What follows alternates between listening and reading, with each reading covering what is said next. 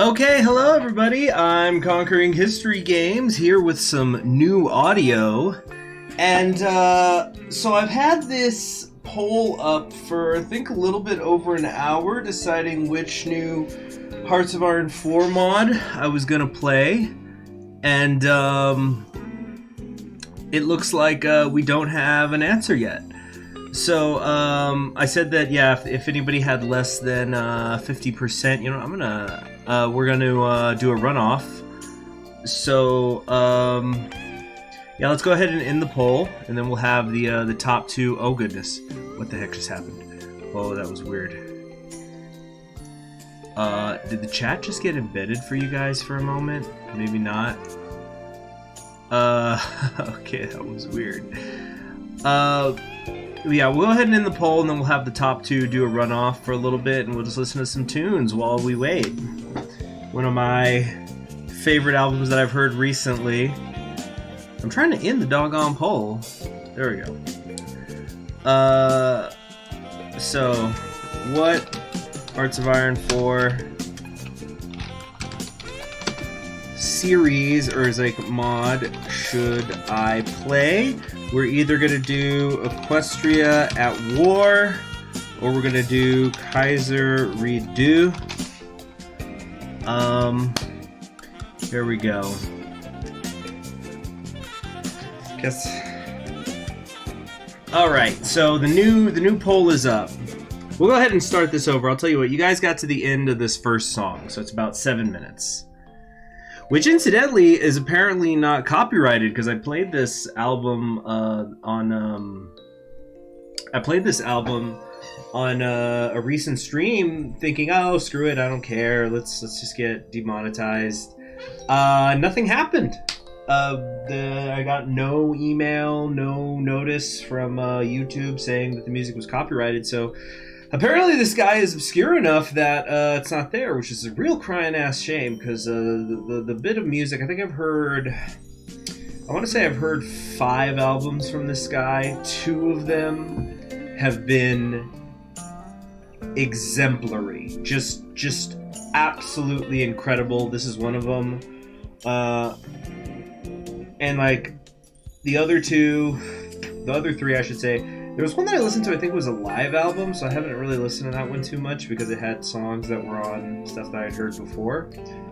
But even the 2 that I wouldn't put in that super high tier, like I wouldn't put them in my top 500, they're very good as well.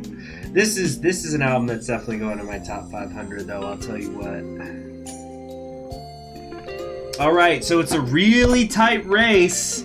I don't know, like YouTube kind of sometimes will show the results of the polls while they're going on, sometimes it won't, but right now it's practically neck and neck, so get in there, everybody.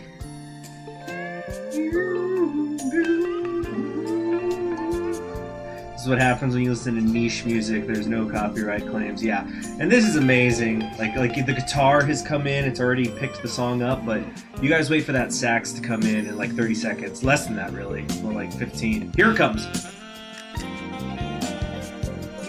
And I hope everybody's enjoying the new mic sounds.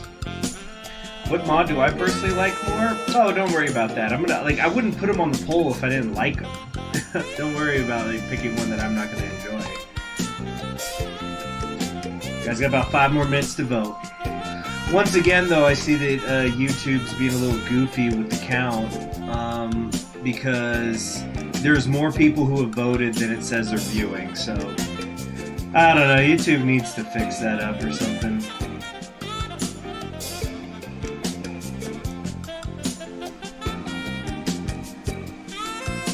What do I think of the Make America Again mod? I don't think I know that one. Because I'm already cooming.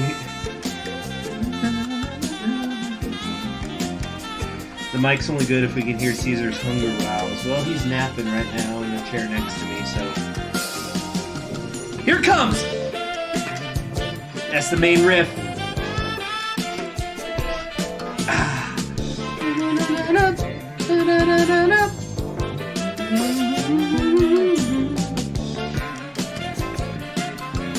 And you know what? This album's got a lot of musicians who worked with Chick Corea, who's probably my favorite jazz fusion artist. So that's awesome. Woo!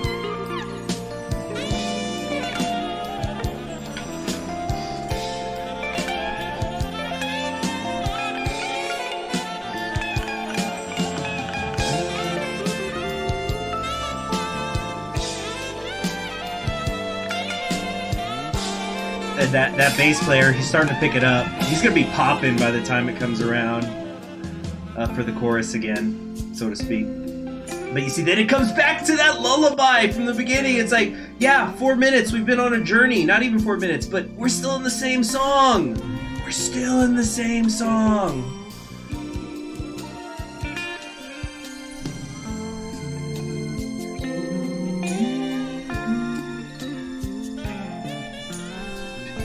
It's still a tight vote, everybody. Although there's almost 3 times as many people who have voted as have you know, or that are shown to be in the chat right now. I don't know. Make America Again. Well, I won't play that today, Sir44, but I'll check it out. Let me look it up. Let me look into this. I'm gonna have some more time on my hands again soon, because I got the freaking I got my midterms done, so I'm very happy about that.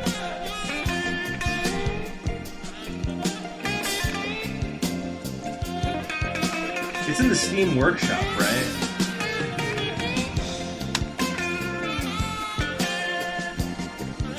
I'm seeing just a bunch of music stuff.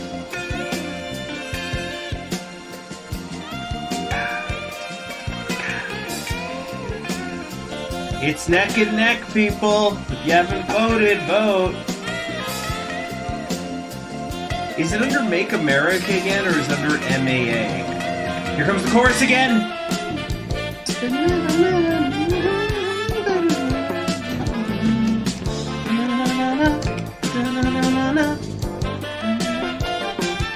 Oh God, it's amazing.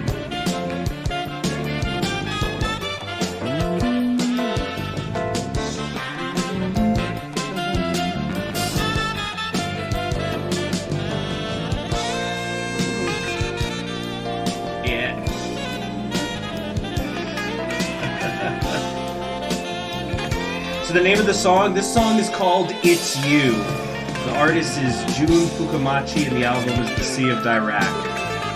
Or Dirac. It might be under Make America Again. Okay.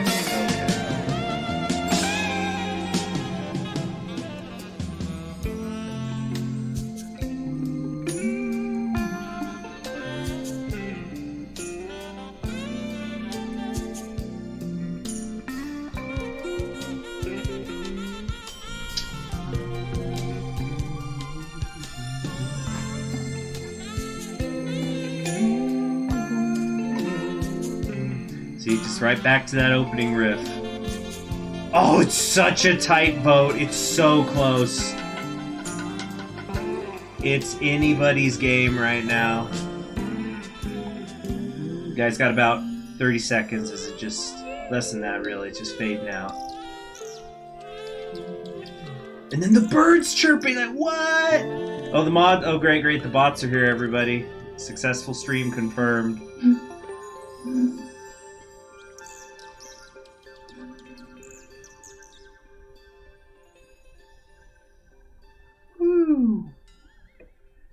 All right, that's it. Yeah, just the birds chirping at the end there. It's like, oh yeah, this is a Brian Eno album or something, or a Takashi Kubo. All right, that's it. Voting is closed. Voting is closed. Looks like we had a little bit of a surge at the last minute, clinching the victory for Kaiser Redo. Oh, somebody must have voted right as I clicked no, or right as I clicked stop, because it went up 1%. So it's going to be Kaiser Redo after all. It's a Kaiser Redo after all. All right. Let me boot that up then. And then, so people start thinking about what you want to see me play. in Kaiser Redo, because I think I'm gonna do something in the Americas. Maybe we'll do Yaki, little yak and ball torture, huh? Not 100% sure how we get that though. I'm pretty sure, or I could do Alaska. I've never played Alaska. Yeah, I'm glad you guys liked that music. Shoot, you know what? We'll probably just throw on the rest of the album. Yeah, the Yaki Imperium. Just trying to get this. Why isn't it booting up? I don't know. What is going on here? Okay, okay. For some reason, it's not booting up. So we're just gonna listen to the next track. Actually, we're gonna skip this track. Let's go to the soul track. Let's go to some funkiness right here. This song's called "The Minority." Funky time.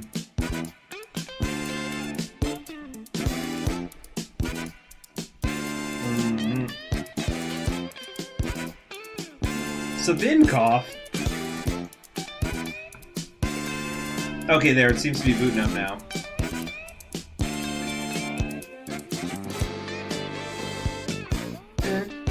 Down.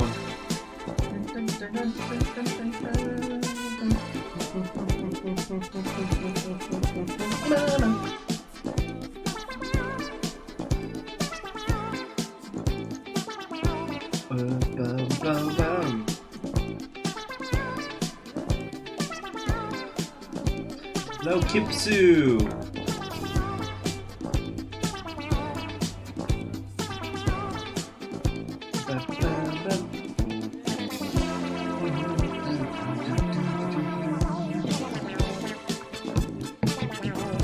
This is that same album. This is the 4th track on the album. It's only a 5-track album.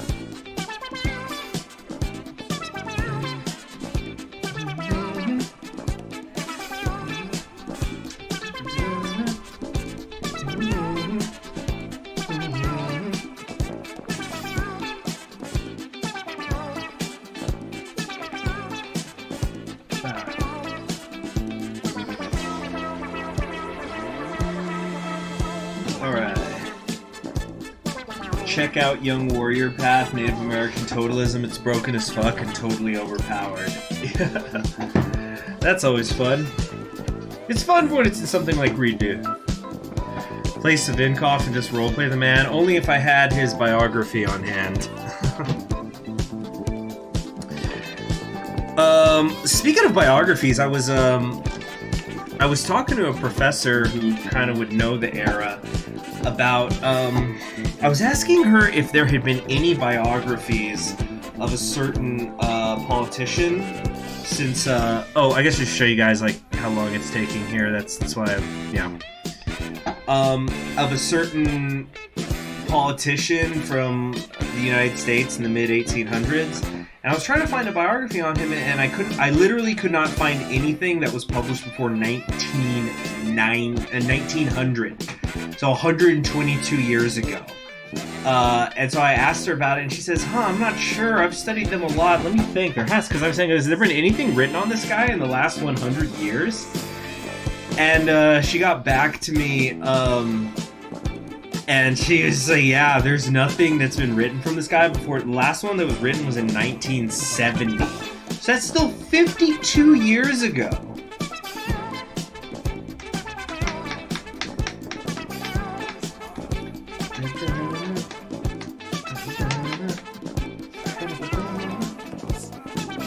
So one of the things like, don't make me go and write this biography. I really wouldn't want to, though. I'd have to probably go live in Boston for a little bit.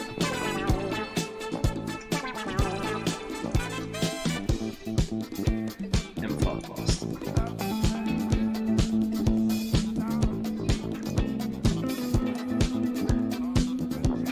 Man, no kidding. People were saying, frickin' rip CPU.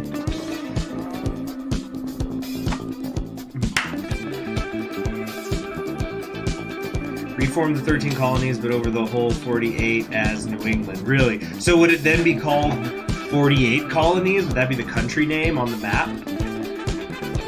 You do Totalist Al Capone. Yeah, I've heard of that. We might do a poll. Like, okay, first off, okay, it sounds like everybody wants me to play, play somewhere in America. So let's start narrowing it down. Okay, so we're gonna put as the options New England, Alaska, Yawkey, and yeah, that's it. Total Al Capone, another day. Another day. All right, once again, we'll do a runoff once again, and so in any event, we're gonna have to do a civil war anyway. So the Kingdom of Skymium. What the heck? I've never heard of this place, and I feel like I know a lot about Bhutan. Why wouldn't I have heard of Sikkim? Well, that's for another day. Another day. Seriously, that music is stuff. So I'm just gonna go ahead and get us started because it's gonna be America anyway. So we'll start moving forward. There's a black Jewish black belt. Ooh, sorry, we've already passed February because we know black events can only happen in the month of February because it's Black History Month. Sorry, maybe next year. I'm kidding. It's just that I already made the poll. I didn't even know about it. We'll check it out another time. You literally called the 48 colonies. That's great.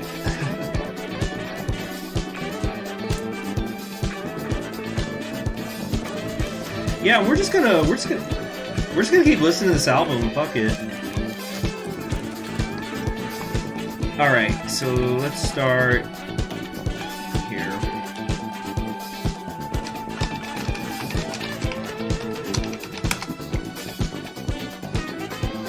Let me know if the music's too loud, guys, by the way. Obviously, very important. Face cam down here.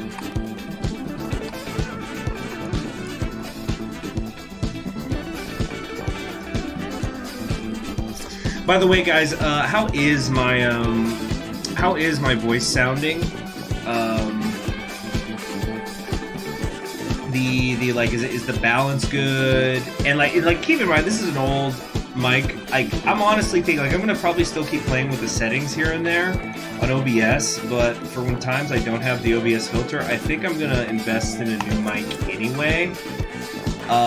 Because yeah, this one's pretty old, and I think it's just getting worn down. Like I've had to crank the gain up like an obnoxious amount just to get it to where it is right now. So I probably need to, yeah, just it's an interesting picture of Smedley.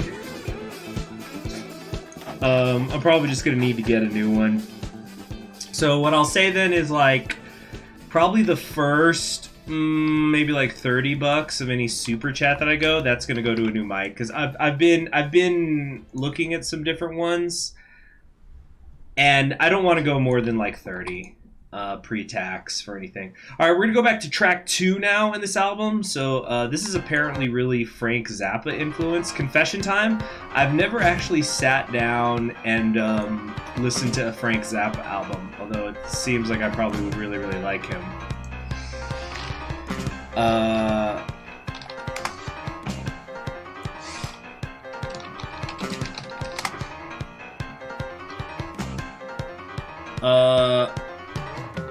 But like, let's see here. Yeah, there was what was one of the mics I was looking at? Let's see here. Fuck, never mind. Whoa, unless I'm looking at the wrong mic. Yeah, there was a mic I was looking at, but I must be typing in the wrong one, because what I was looking at was like 30 something, and this thing's like $50. Hell no. Hell no! Yeah, I'm definitely probably looking at the wrong model. Oh, here we go. No, I think I found the one I'm looking for. Yeah, so the one I think I'm gonna get is like $25, no, $24. But yeah, I'm looking into it.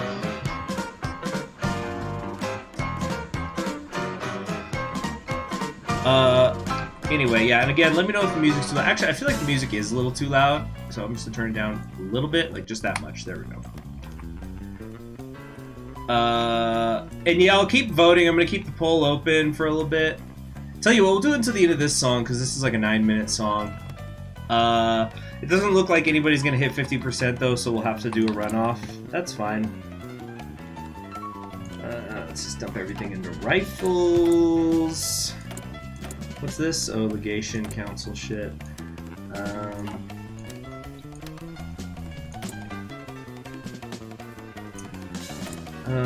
Oh, they have super events in here now. I don't know, dang it. I kind of build my infrastructure based on who I think I'm going to play. Doesn't look like Alaska's going to win. So, I don't know. Let's just do something in the middle then. Let's do, like, Virginia. Or...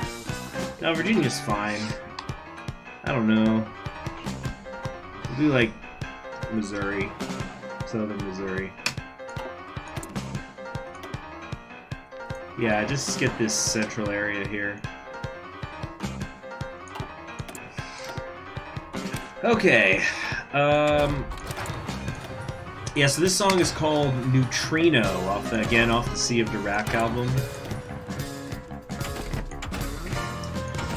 Get some better fighters. This one's pretty crappy.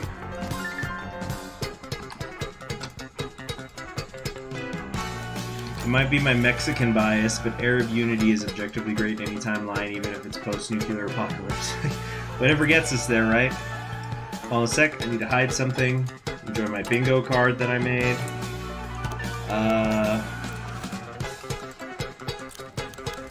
Okay.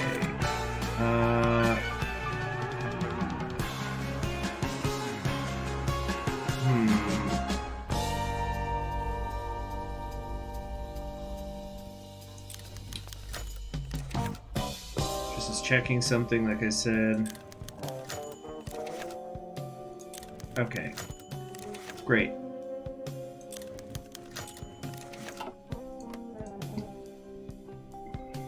We're back. Yeah, we're still in that same song, by the way, guys. So now it's just the bass player's kind of showing off. This is actually is he on this track? No, he's not. I was gonna say I think this is Tony Levin, but no, this is a different one, I think.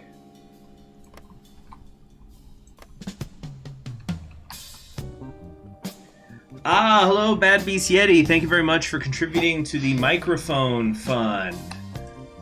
Like I said, for anybody who's showing up later, because I noticed my viewer count has been going up. The first about, $30 I make on my next chat, super chats, moving forward, that's going to strictly go towards a new microphone, because I think I've done some good work with this one, but like I said, it's old, it's worn down, I've had to crank the gain up like a motherfucker. I'm like not going to throw this one away, I'll keep it as a backup, but I think it's time to do something a little better.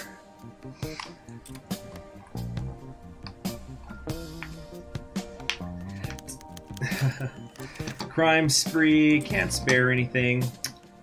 Too bad, so sad. But yeah, good to see everybody here today in the stream. In the meantime, besides listening to the music, anybody we want to go check in on? Yeah, it's amazing, like this little groovy song here. Like this is still part of that song that started with the.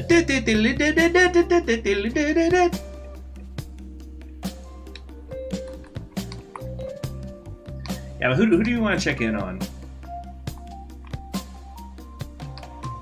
That's right, I always forget Kaiserredu, the one thing where it has less countries is in Italy. They still do the old-fashioned Italy one.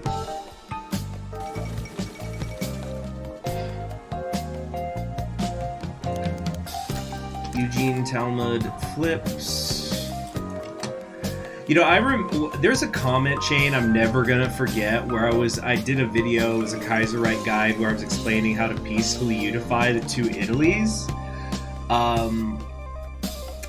And I was using console commands just to speed things up. And somebody said I was cheating, even though like I very clearly explained like it's a years long process and I wanted to try to make the video like less than 10 minutes or whatever it ended up being. And then there were these 2 people in the comments section who were just having a freaking fit, saying, I'm cheating, why don't you just show us how you actually are supposed to do it? Like, why don't you just, you might as well, you're just console annexing. It's just, no, that's not what I'm doing at all. And I really appreciated my viewers, because there was a lot of them who were jumping in like, what the fuck, he's just doing it to make things simpler. Like, what are you talking about, bro? He's not cheating, he's demonstrating. This isn't a campaign. But boy, it was still frustrating.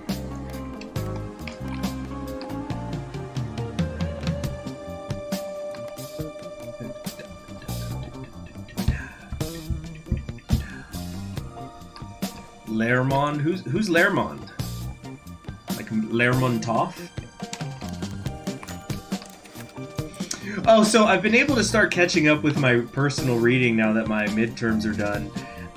And I've been reading A Hero of Our Time by Lermontov, and it's the version I have. I just picked up in a used bookstore, you know, super cheap. I didn't get like the Penguin version or anything. Oh, hold on. Berlin stock market crash. There it is. Throwing off my groove. So the there's a path buttons guide on your country menu. Yeah, I know, but I have to know where I'm going. Find it. It's kind of like, oh man, I remember when I was a kid, people used to say it was so frustrating where like if you would ask a teacher or something, I'm talking about like elementary school, how to spell a word, they would tell you look it up in the dictionary. Well, that's not useful if like it doesn't start with the letter you think it does. So like, let's say pseudo, which is kind of an advanced word for an elementary school student. But let's say, for example, just for the argument's sake, somebody said, "Teacher, how do you spell pseudo?" Well, then everybody, they look it up in the dictionary. They'd probably go, okay, they'd go to the S, even though pseudo starts with a P. So what the fuck? That was just like a little pet peeve. All right, but okay, the cool super event's over. Back to the music. We're gonna take it back like 30 seconds. Back in the groove.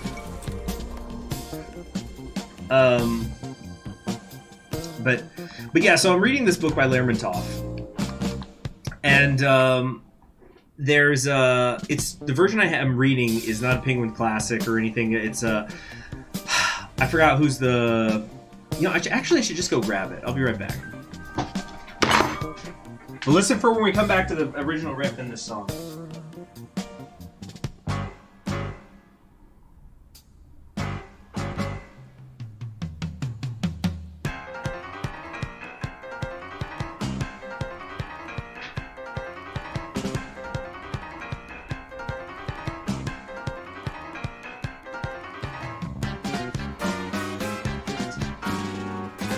Okay, I've got it. I've got the copy. So the copy I have is done by Ardis Publishing, who I've never heard of.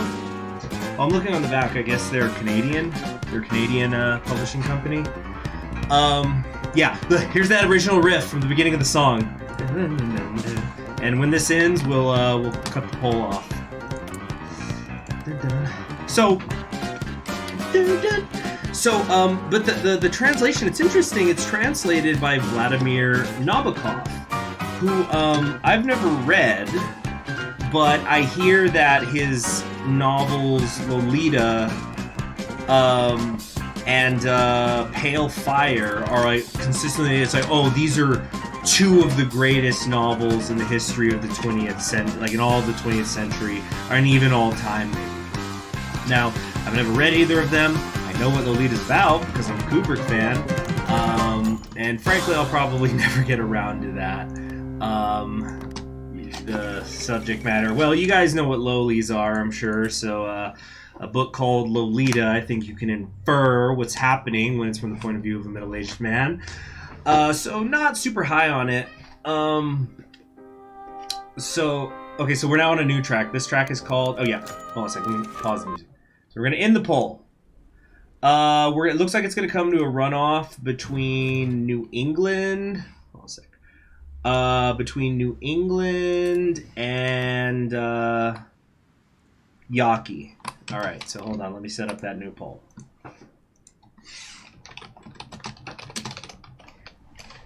New England Yawkey. There we go. Alright, so yeah, we're gonna throw on this new track. So this track is called Après un rêve, which means after a dream, I think. So anyway, this Nabokov guy,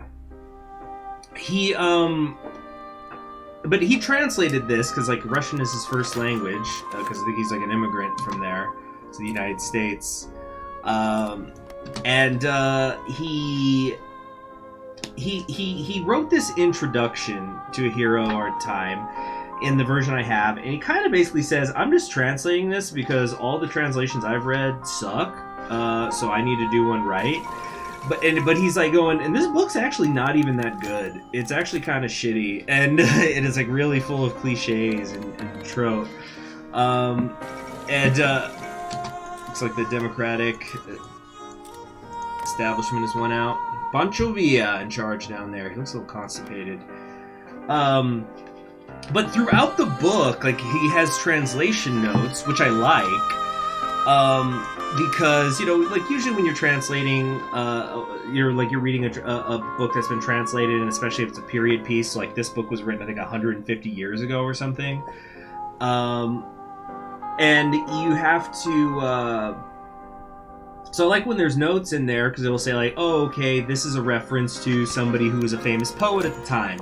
This is a reference to a politician at the time. So it's like people who you don't know who the hell they are. So it contextualizes the book for you. And there's plenty of that. So, for example, just kind of going to a random note on this book, there's a part where it says, okay, the name Bella, which is the name of the chapter, the name Bella means Greek in Turkish, and Bella, the girl, is apparently a Circassian. Webster defines Circassian as an individual of a group of tribes in the Caucasus of Caucasian race, but not of Indo-European speech. They are noted for their physical beauty. They are tall, amiable, and brave. The chief tribes are the Circassians proper and the Carvadians. So that's like a really useful note. If you're like an English reader in Canada or America, you're not going to probably know what a Circassian is. And it can, and like, you know, because it's literature, like, oh, okay, so there's a girl and her name literally means grief. That's probably some kind of foreshadowing. But then he'll have these other notes that are like, oh, look, this was stupid in here, or like, oh, I don't like how he wrote this part. Yeah, like there's a part in the beginning of the book where the narrator, I guess you could say, he's being told a story, and that's the end of the song, by the way. He's being told a story, and the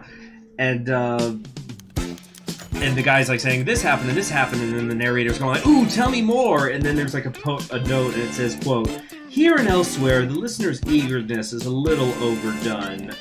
Just so some of these notes are him commenting on the, like, giving a fucking director's commentary on the text. It's just weird. Ohio scandal, which one is that? Selling firearms from the armory to militias with the aid of a bootlegger. Wow. An insanity meter? Oh, you gotta roll insanity checks?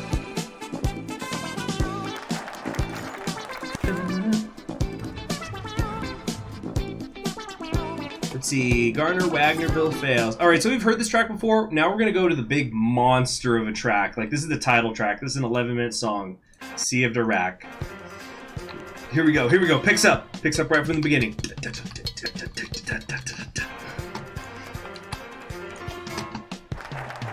Alright. Let's get the war debts repaid. The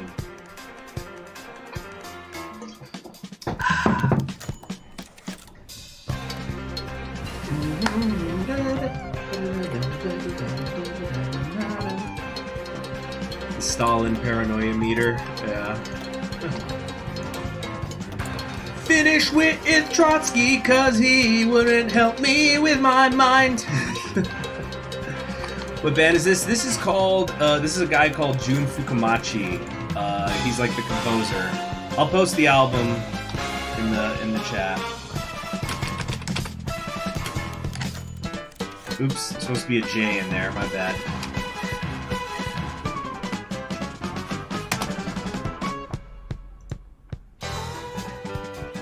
Alright, Toronto wins the Stanley Cup. So much for Detroit. Yeah, we're just trying to get through these events. Let's just get to the election.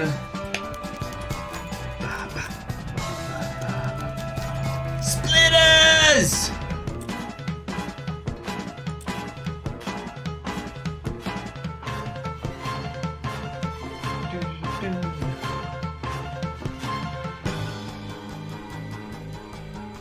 Ice, ice, baby. Joseph Stalin to Leon Trotsky, 1940.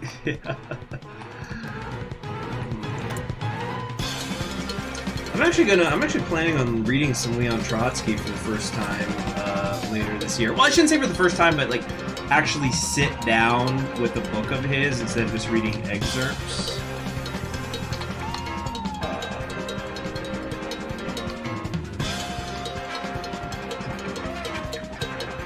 I hope everybody's been doing well. Hope everybody's had a good week.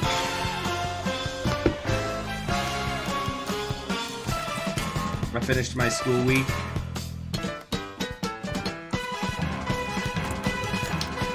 Let's see here. Deal that's fair and square.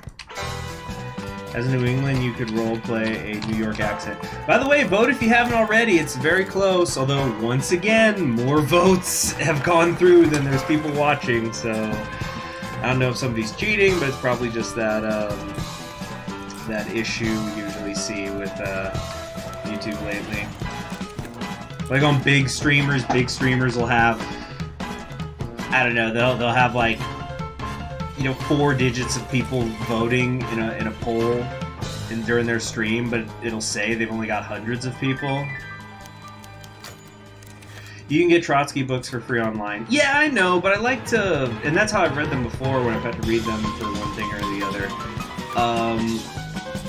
Because like that, you know, love the communists, hate the communists. Their ideology means they put all their shit for free online, so that's nice.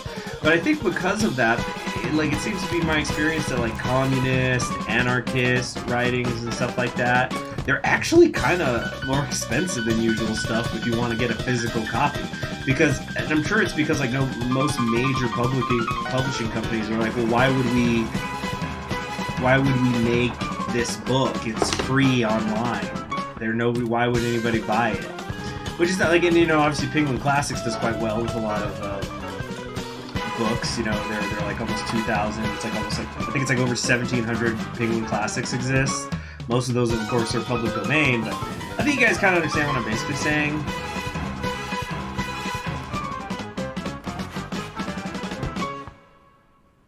If you do Lovecraft, you just sit around being racist and paranoid. Like every day.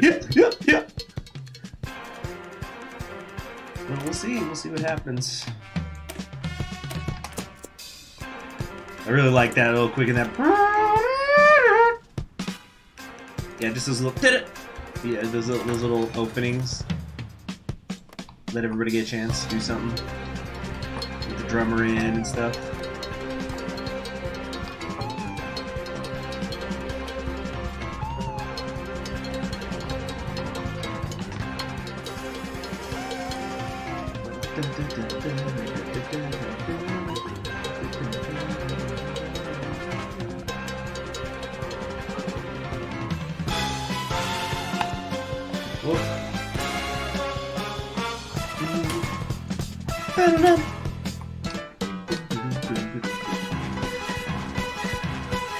By the way, when the song is over, that's when we'll close the poll. But you guys got almost 6 minutes still.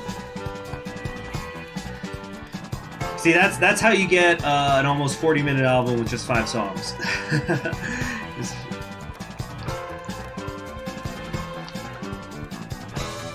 Afghanistan's getting a little wrecked, although they got a cutoff here.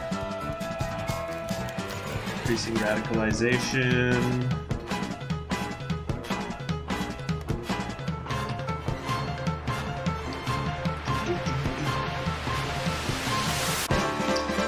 But I would mark your calendars, everybody, for April 1st. Right now we're kind of just celebrating that I got new audio going. But we've also got some nice developments coming as soon as April hits. I'm planning to launch April with a channel trailer that, you know, people can click on the channel and their trailer is boom right there. And then like maybe have some links in it to campaigns and live streams or whatever. I want to set up membership. For that though, I need to get some custom emojis going. I've had a couple ideas, but frankly I'm not thrilled with my ideas. So I'm taking any sorts of suggestions, anything kind of like playful you think I could do with the my logo or something, like maybe hats. April 1st, it'll be a joke. It's because I want to get the new. It's just like the start of the month because I want people who do the memberships to get the maximum value. But you know, the start of the month is when you launch things. Oh, I think this is like no, this is Washington State. LT Gov assassination. But like, there's so much stuff that I want to do. Like, I wanted to have a channel trailer going up like in January, so I've just been putting it off. CHG sexy mailman emoji. Maybe like a hat, but I don't know how I'll make an emoji sexy.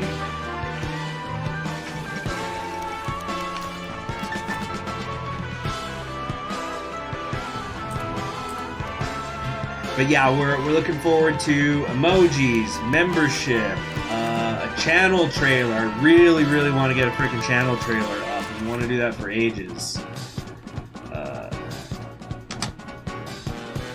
Imagine the guy in the KR universe that said in the 36 election, I stay home. There's plenty of people who do that all the time. Just because an election is politically charged doesn't mean shit about people actually going out and doing anything. You guys stay home and play with their little penises.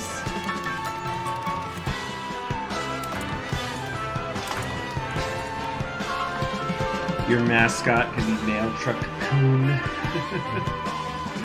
By the way, have you guys been seeing that, what's that one Hololive member? She's one of the newer ones. She's the short one. Lapus. Yeah, that her Wi-Fi Coon thing. I'll lose 150 days of production. Oh, jeez, look at how awful this economy is. I can't even make 2 planes in a year. Yeah, I might as well upgrade them.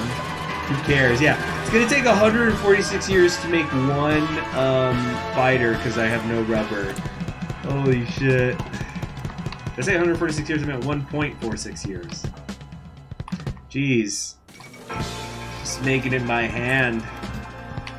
The guy's like melting rubber bands to make tires or something. Oh, goodness. What was I saying? Yeah, what was I was talking about? Channel trailers, custom emojis. Oh yeah, but it's this like track of her. Oh, it sounds like the song's over, but it's not. All right, War Plan White. Ooh, I actually should not have done that. That was a bad click.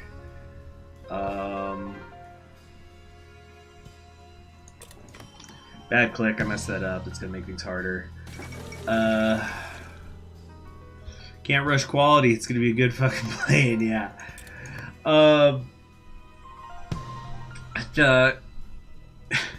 Yeah. So it was something from months ago, and basically there was like some sort of there was gonna be a collaboration stream or something, and I guess she had been trying to download the game for like 12 hours straight, and then the stream had to start, and it still wasn't done. And she's like, I'm sorry, my Wi-Fi sucks, it's still not done. And then she just goes like, Wi-Fi Kun, ganbatte! Tries to cheer it on.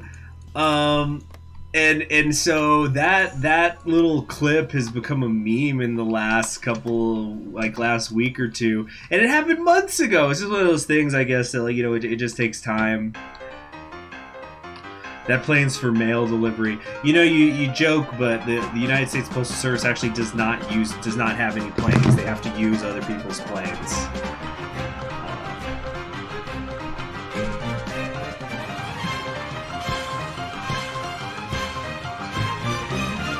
Yeah, what an end. What an end to the album there. Let's do the end of that album again.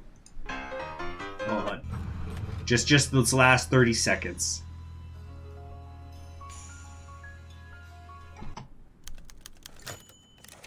Oops. Here we go. Play the music.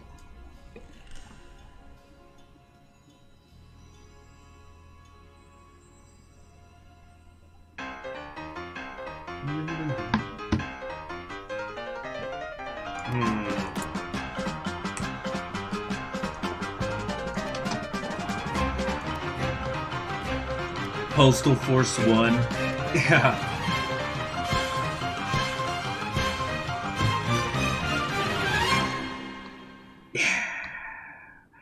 Woo! Tremendous ending to the album. Tremendous. Okay, so that is more than enough time, I think, on this poll. Looks like New England is where we're going to be doing. Just great. Thanks, see shit. No, it's Masters of Now. Yeah, it's incredible. It's incredible.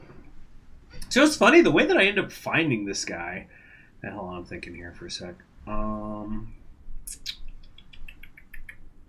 they're on their own. Oh, there goes Kolchak. They've gone Federation. Yeah, so we're going to be doing New England then. Let's just listen to the actual game music for a little bit. Actually, not these, though. Let's do classic. Just take it easy. So the way that I found that guy, Jun Fukumachi, is I was listening to some Cassiopeia, which is this really great jazz fusion band. I think they were mostly active in the 80s. One of their albums like really blew up. Mint Jams, very good. Check Germany. What's in Germany? It's Wilhelm. Or something gonna be happening. No, we gotta push down socialists. But the so I was listening to some Cassiopeia, and in the comment section of an album, somebody said like, I really like this. Can anybody recommend similar music? And so somebody said, if you like Cassiopeia, you should check out Jun Fukumachi. So I checked out, I just typed in like Jun Fukumachi album, and I ended up, I was just like looking at the different album covers, and I clicked on the one called Starview, and that was an amazing record, but it sounded nothing like Cassiopeia. Like this album we were just listening to, you know, there's a lot of funk in there, the saxophone, the bass, the guitar, it's like a party atmosphere, it's a lounge atmosphere. But then Starview is just almost 100% synth, space sounds, and like unlike that Sea of Duroc album, which I think had 6. Actually, hold on a second.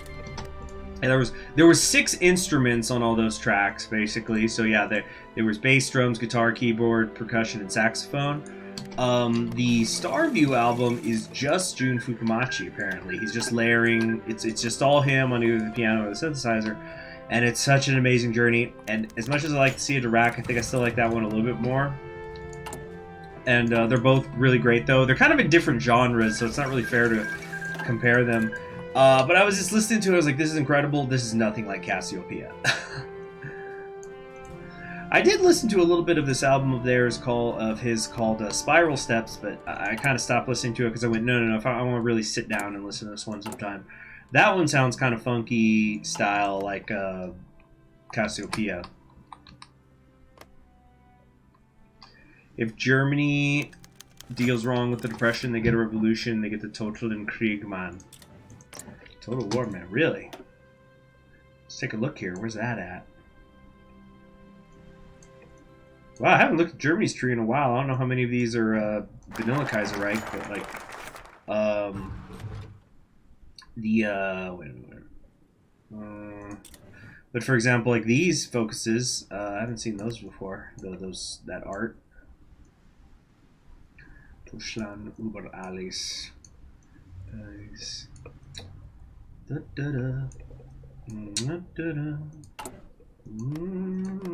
Hey, Alec, good to see you. A bunch of archaeological sites this week. I'm going to the oldest federally protected area national park on Saturday. Ooh, not sure which one that is, actually. Osternsheimer Great Trial. Gonna get some real fall rot hours or what? So I forget Murray could become president.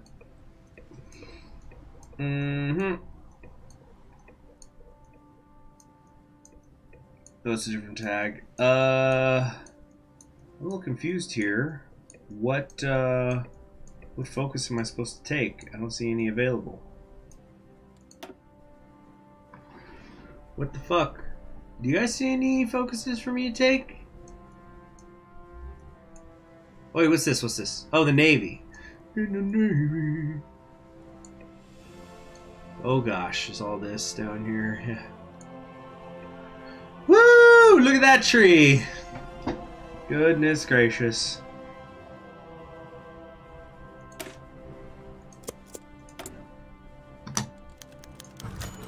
Yankees win.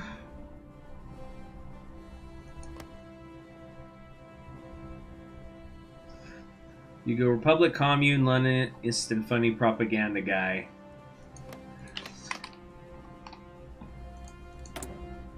Funny propaganda. Representatives are retiring.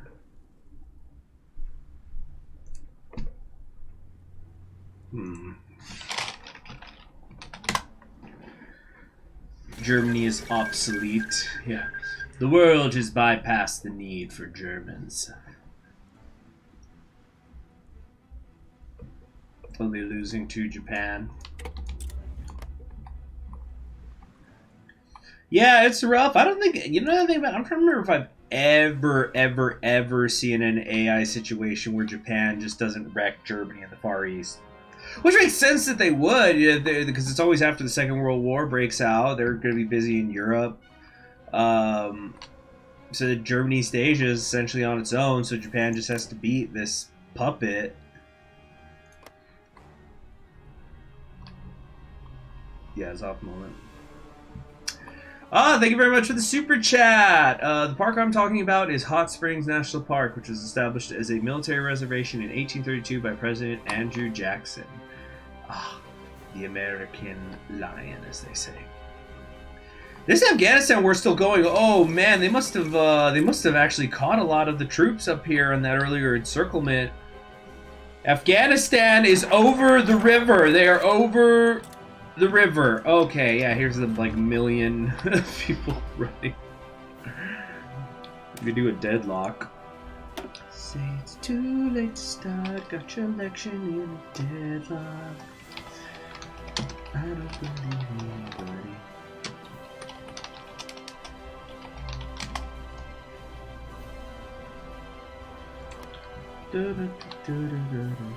Oh, I don't know. Let's do Murray. Let's do a redo one. Yeah, check that out. William Henry Davis Murray, better known as Alfalfa Bill, has quite the life under his belt. Born on a farm in Texas, little would expect that Murray would end up where he is today, his life being unremarkable for the first years of his life. His first introduction... Okay, it has like life and first just bouncing off each other too much. His first introduction into politics was as a campaigner in a failed run for Senate. However, Murray took to politics being a skilled orator and lawyer. Through alliances, he rose through the political ranks until he was elected governor of Oklahoma. This sent him to the forefront of national politics and pitted him against Garner and the moderate Democrats. Eventually, Murray split from the traditional Democrats and founded the Old Democratic Party, which gained support from the far right all across America. Now, President Murray must fight for his allies, for America, and for the white race. You know, that whole white race thing just reminds me of the, what was like, I think the last movie I saw, because freaking so busy with the holiday rush and then school, was Don't Look Up. And, but, yeah, there's a part, without getting too spoilery, there's a part where a guy who, he's like a hero in America, he's played by Ron Perlman, but he says inappropriate things. And then, you know, there's a point he goes, this one's going out to all the hard-working white Americans. And it's just, ooh, that's awkward. And then somebody just goes, he's just from a different time. He's from a different time. You now have sub-ideologies. Check the icon. Oh, that's right. Yeah, so he believes in Jacksonianism. Jacksonismo!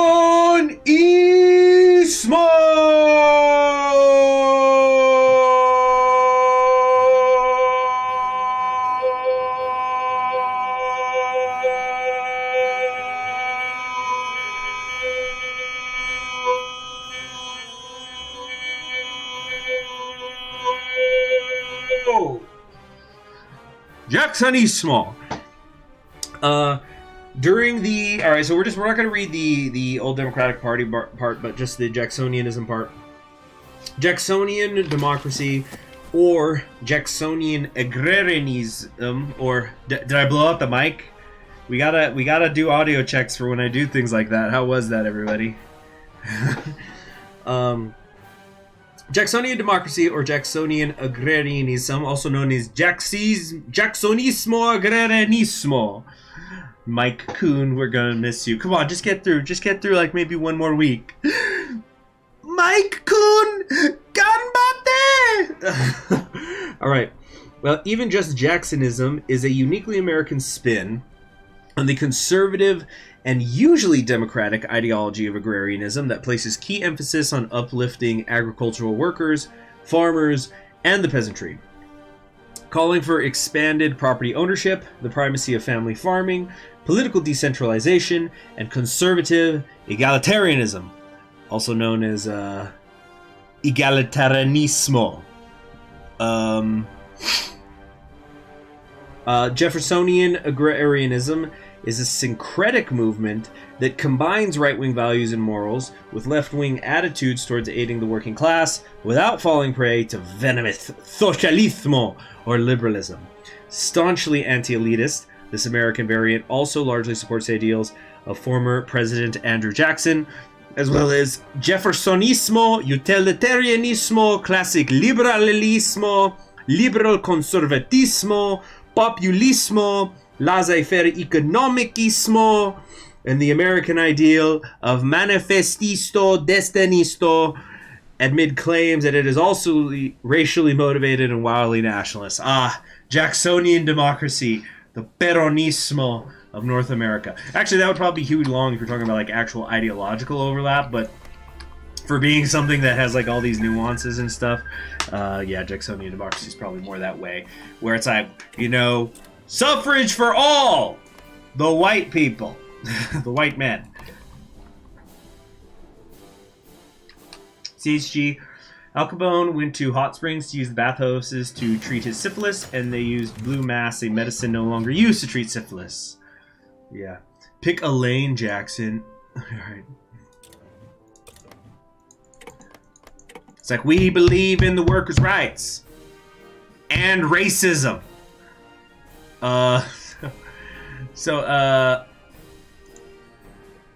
Freaking, that was reminding me of something. The medicine, yeah, the treating of the syphilis. Thank you very much, Nikrosov, yes. With the cat profile picture, Peronismo!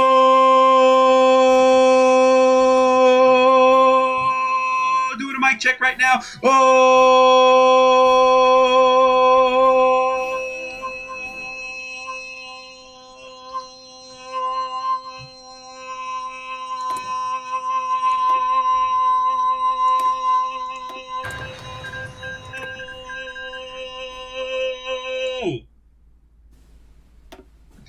It kills, let's see, mercury chloride does kill syphilis and also healthy cells. Yeah, well, it's like, you want to be cured of a disease, a bullet to the head, you're not going to have to worry about it anymore. I don't know, fleeting being.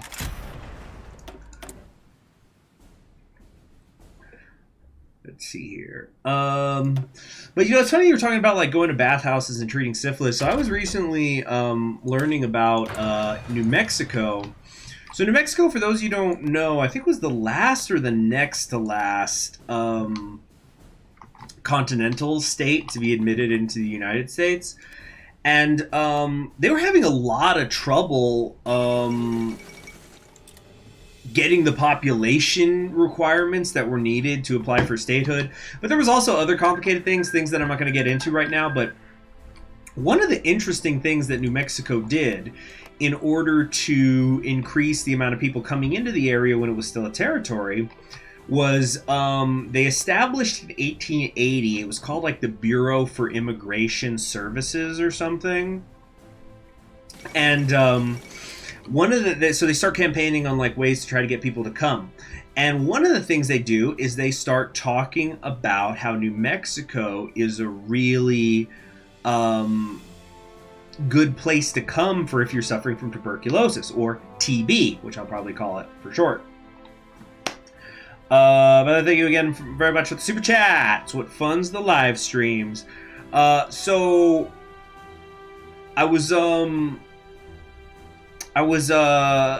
so they started talking about how like they're putting things out in these magazines where it's like, oh, you know, New Mexico is the best place to come to treat your TB because we have like great air here, it's very healthy, the nature is good for you, the sunlight is good for you. And so and they put out this stat, don't know if it's true, can't find a good source for it, but that if people in New Mexico who suffer from TB, Sunshine State, yeah, they would call themselves a Sunshine State. You're completely right, Alec. Yeah, the lungs on me. Clearly, I don't have TB. No offense to anybody who does. But yeah, they would say like people who get TB in New Mexico only have like a 3% death rate, as opposed to New England, which is, you know, this is the 1880s, 1870s. The industrialization it's really ramping up. It's like a 25% death rate. So that's what they allege. So they start like advertising, you know, come out here to New Mexico and we're going to take care of you.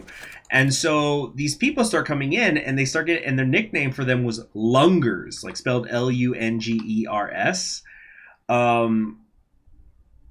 Very interesting. And like all these sanatoriums get built all over the state. And in fact, cities were kind of competing with one another. So the ones that end up being the most successful is Albuquerque and Silver City. So you can't really see Silver City. It's like in southwest New Mexico. I guess it would be like right around here.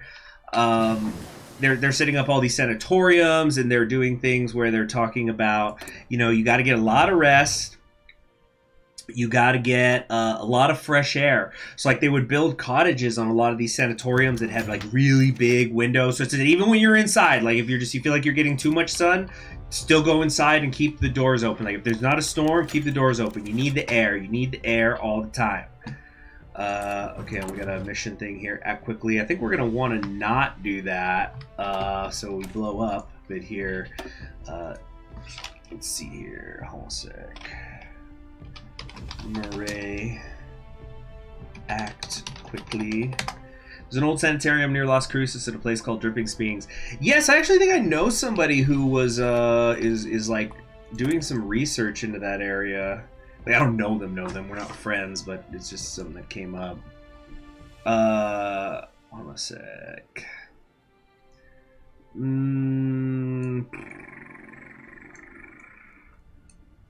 Where do we want to go? Yeah, President Murray.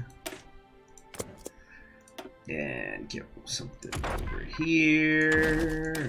Get that. Okay. So, So yeah, and it's really interesting. So you had things called like heliotherapy, where people would try to shine, like because it was one of those things like, okay, you want to get a lot of fresh air, and like, you know, you get your treatments. There was no medicine at the time for TB. But it's like, okay, you're gonna let's do some outdoor activities, but it needs to be low impact. Nobody has lungs, so like you play a lot of croquet at these areas. Oklahoma governor, he can use executive power. The Red River Bridge is Oklahoman. Did it just change this at all, like the scope of that?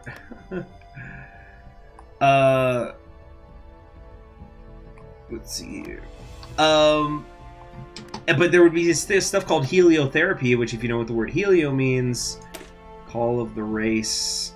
The people would like set up mirrors and open their mouths and try to like reflect the sunlight directly into their, down their throats, so the sun would hit the insides of their lungs. There was also this idea that user to settle an old score, recognize their first Oklahoma for critic, resist. So we're just arguing about the Red River Bridge up here. So, and like, there was all these different treatments that they had before there was proper medicine. So, for example, like, TB is consumptive, so they thought, well, you got to eat a lot of food to fight off the, consumption. And, so, like, there'd be stories about people who would have, like, 26 glasses of milk a day and a dozen raw eggs, stuff like that. What else was going on? I'm trying to remember. There was some stuff that was really fucking brutal, like these alleged therapies, like they would hang people upside down and they'd try to like push stuff out of their lungs. They would pierce into their lungs and they just would kill these people. It was awful. But the point is, though, that it was really, really effective. And so what you ended up at one point, I think it was in 1920, because the whole country's hearing about this. Like in 1920, a full 10% of the entire population of New Mexico was people there for TB treatment. So that's how you boost the population, I guess. Jimmy Rogers died of TB, 35 and 33. Yeah, so they didn't have medicine for TB, I think, until 1940.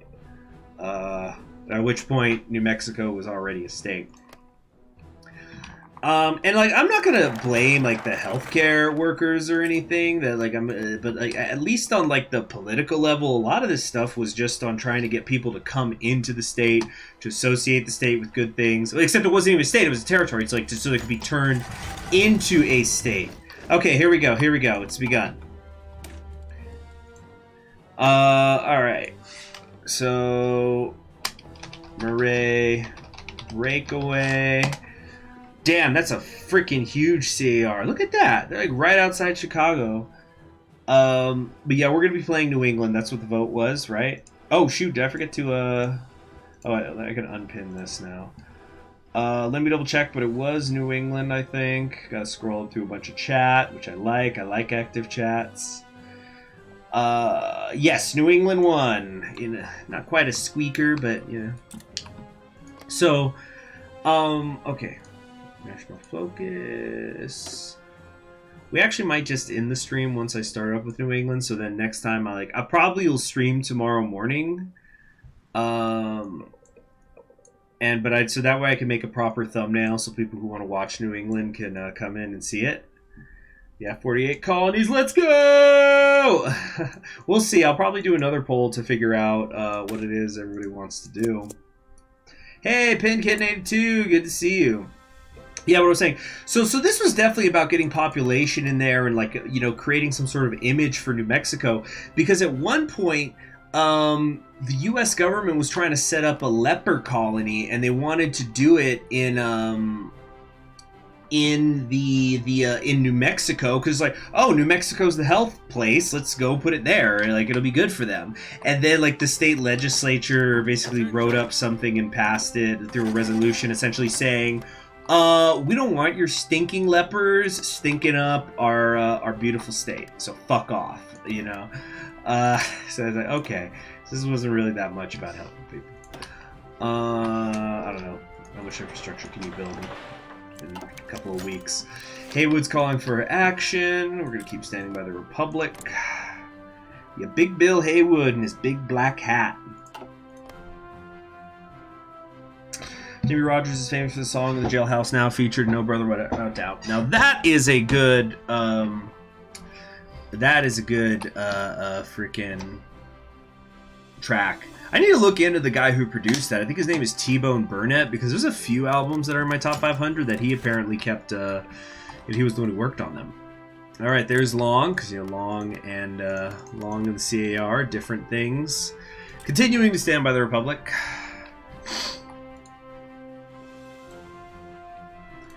If the constitutional America... Oh, yeah, I'm seeing some here. Yeah, freaking... Did Hawaii have a leper colony? I'm not entirely sure, actually. I don't want to answer. So I'm seeing somebody say the black... Excuse me, represents the extent of the racism.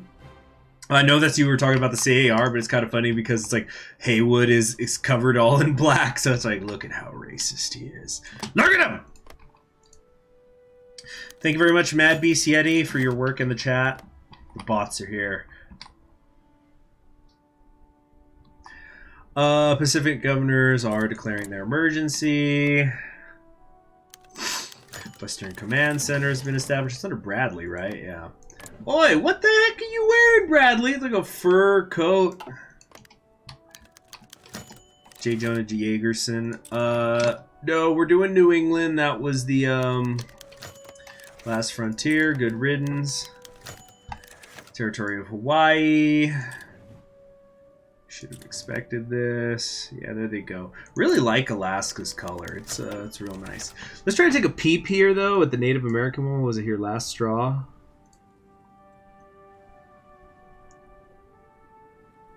Or something? Is that the one? Totalist. Rand's Folly. Can Anne Rand show up? What is this? Oh, okay. Fun stuff. To get to the event, to tag, so you have to be in New England. Oh, god damn it, that's right. Shoot. Well, let's see if Canada does it. They probably already passed, huh? Yeah, I totally forgot you have to tag switch. I just played New England recently, too.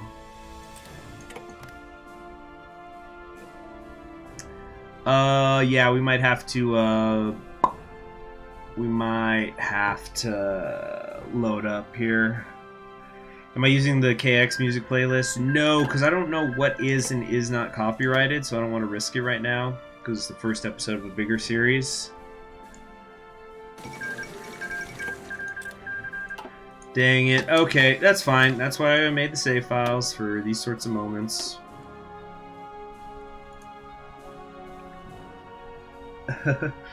Hello, Tenebrae!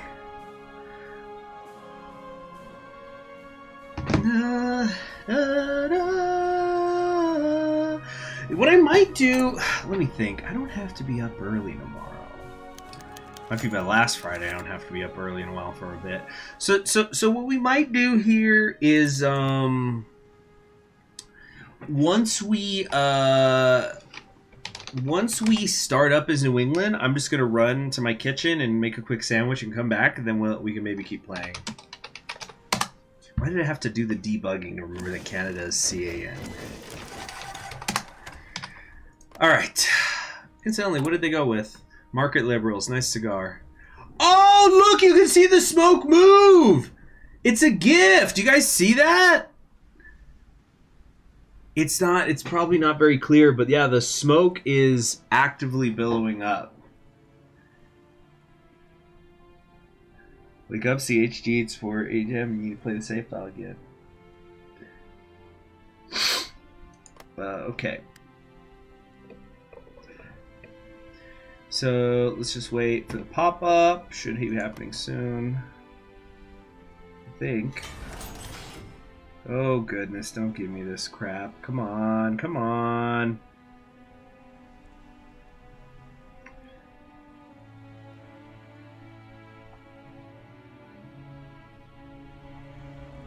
Let's see. CHG, I think I'm going to apply to Region 3, New Mexico and Arizona. Also, the creator of the GIF died and met Jod.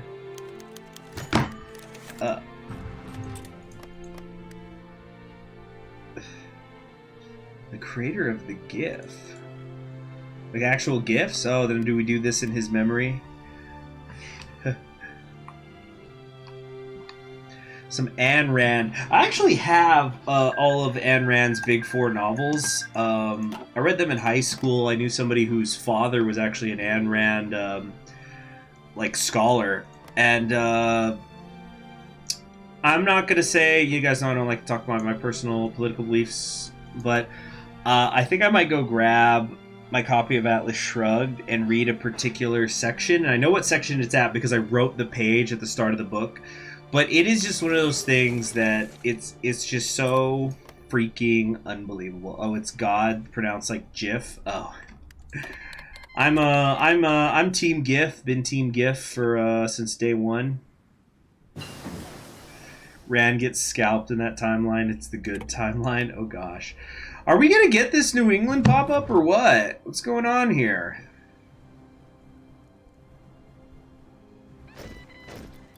In the Red Flood submod, you play Ran in Yellow Russia. Huh. I've not heard of this.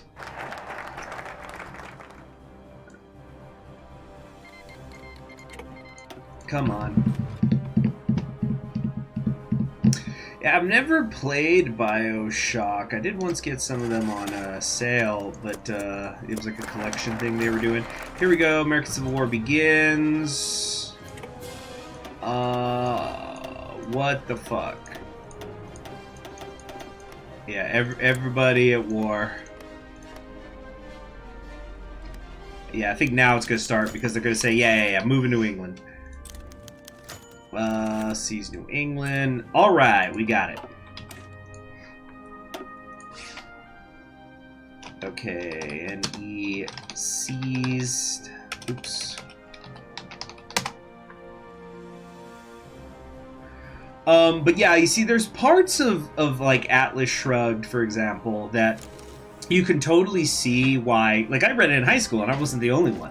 Why teenagers are able to get into it, because there are some parts that, like, no matter your ideology, are, I think, like, gripping. So, for example, there's a scene, it's like the second chapter, I think. Do we really care? I don't know, conservatives, whatever. Wait, was it the... Oh, it should have been the liberal. Oh, he goes to a different scene. He goes from a cigar to a cigarette when he's a social... Okay. Nice. We own Puerto Rico. Salsa coming to Canada. Like, in this timeline, instead of getting, like, the New Yorkans culture, you're gonna get, like, I don't know, Ottawa Puerto Ricans. But what I was saying, Costa Rica wants our protection. Look, we don't have time for all this stuff. But there's a part, I think, in the second chapter of Atlas Shrugged where one of the main characters, he comes home, and he's a man, he's an adult, he owns a business. Of course he owns his own business. He's one of the heroes of the story, so of course he owns a business in an Ayn Rand novel. But anyway, so he comes home, and at home is not just his wife, but his mother is there. And his brother, it's his brother or his brother-in-law, I think, is also there. And he is coming home, and he's very excited because I think it was like, I haven't read this book in so long, so I might remember some of the details. But hello, Barry. Oh, you're from Puerto Rico. Awesome.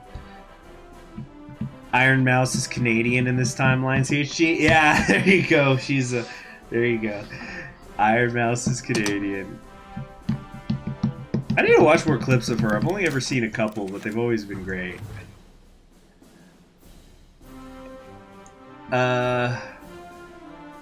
Oh, we could have a Puerto Rican delegation thing going on. Let's make a save file for that.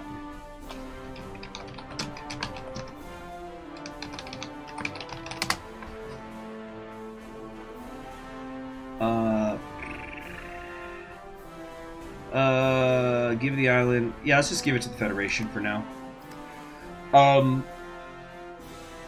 So what I was saying is... oh, wait, yeah, the New England, yeah, set up provisional government, ensure their loyalty. Okay, so how do I get the... let's make a save file here for the New England question. How do I get the one that says 48 colonies? Do I have to, like... Is it straight up freedom, or do I have to, like, have them be a puppet or whatever so that they become known as colonies? How's that work?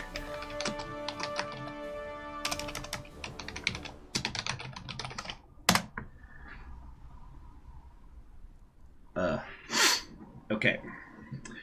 So, like, ensure the loyalty or plays.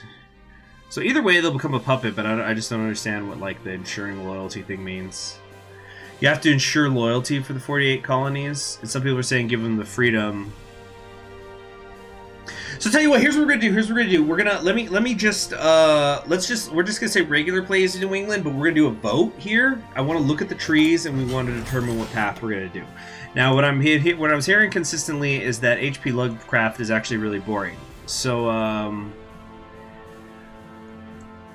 the King's New England, Oath of Loyalty, Imperial Integration. We join as the Dominion of New England. Now, how do we...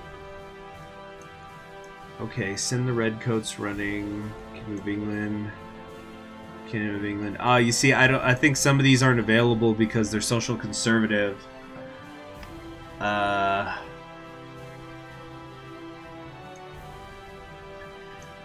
Okay, America's Darkest Hour. Where is the 48... King's New England is where the 48 colonies are. Oh, well then it's irrelevant. Yeah, because Kingdom of New England has been established. Oh, so we have to have first... Wait, New England's a monarchy. Do we have to just ensure the loyalty? Or, oh, wait, no, yeah, they are doing Kingdom of Canada. Okay, then let's try reloading this.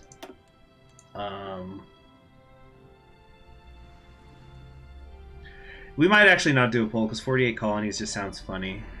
Laremont. Yeah, wait. Which one is Laremont? Was Laremont like Totalist or something? Maybe we'll do between Laremont and 48 colonies. We'll do a poll.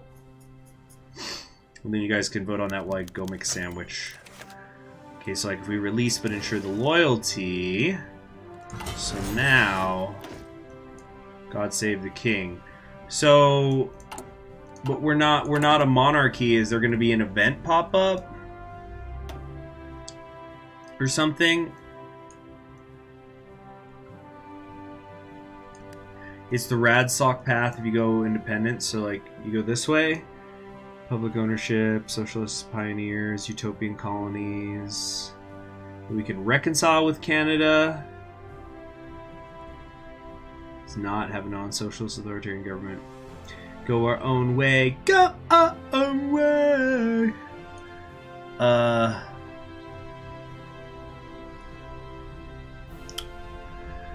But how do we? Yeah, like I think we might have to do Laremont, guys, because I don't see. Wait, provisional government. Don't tread on me. Yeah, I don't think we're like a proper monarchy. Huh. I don't know. Oh yeah, but let me finish telling the story about the Ayn Rand. So it was Ayn Rand chapter 2, I think. The guy comes home and his wife's there, his mom's there, and then it's like his brother or brother-in-law, I forget which, but basically he's like excited because I think he had just gotten a new contract, and so in the novel, it's the other side of the tree. The death of Laremont, Laremont's past, radical victory, reestablish Minuteman. Oh my gosh, this is freaking enormous. Okay. New England's future. That's like foreign policy. Retake Long Island. Irish relations. Is it here or is there more? Oh, it's an event? What's my opinion on the Irish? Is like a race baiting question. It's an event you have to play as Canada. Oh, so then should I tag back over? Or wait, didn't I do the freedom one? Okay, hold on, I guess we gotta load up again.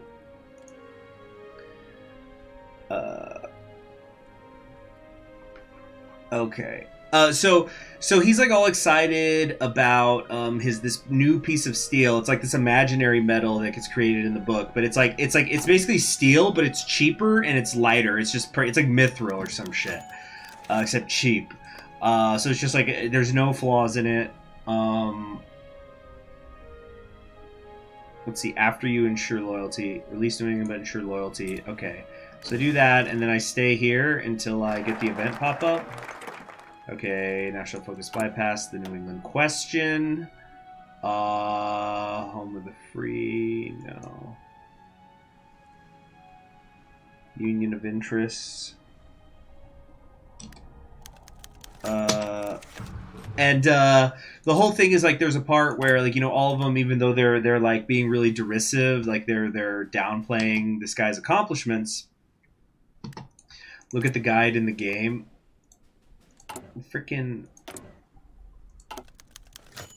meme path guide. If you choose to, yeah, no. See, we're getting the meme paths there. But yeah, there's a part, like, for example, where this character, he wants to give his wife a piece of jewelry, and it's made of his metal. And he says, like, this is the first thing I had made out of this brand new metal, and I wanted to commemorate the occasion, like, I want you to wear it. And so I think it was, like, this really beautiful necklace, because not only is this metal, like, stronger and lighter than anything and cheaper, it's also very beautiful, apparently. Let's see here. Wait, I gotta go path guides. Okay, Monarchist. How do I get Monarchist? See above with fire on the citizen. When you are releasing as Canada, take ensure loyalty. Once the citizens riot, have them overthrow the government. Lovecraft steps in, and then fire on the citizens. Oh, so I have to start here then. All right, we're just kind of testing things right now then. Cool. So I don't have to start as Canada. We were doing the right thing here. And his wife's like, oh wow, that's so great. I'm really happy that I'm gonna wear jewelry that's made of the same stuff as railroad tracks and pots and pans and stuff. Yeah, wow, so freaking amazing. Thanks, honey. Oh, good night, Alec. I'll give Caesar some pets for you. Yep, he's right here. Caesar, these pets are from Alec. So I mean, just looking at me with one eye closed, just going, who the heck's Alec? And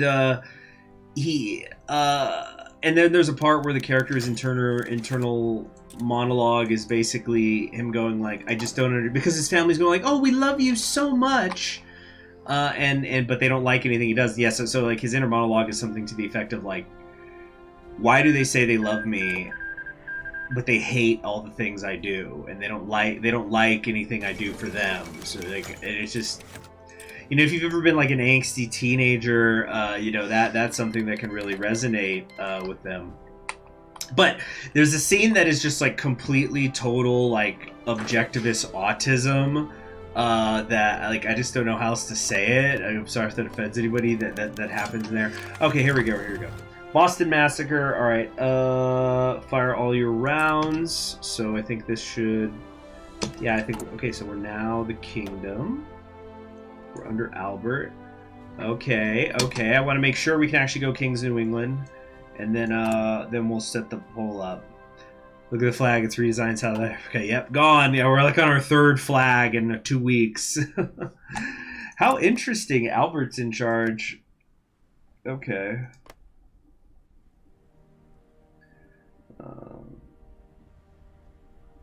What's going on here?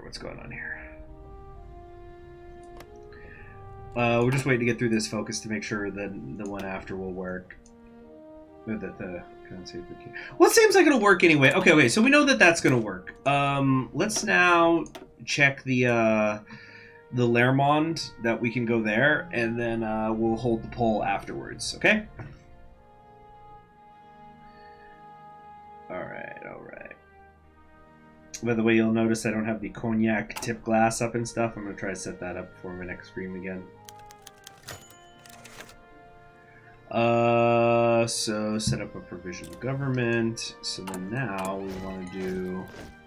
Can I go over to the right? Oh yeah! The letters from home always sticks out. All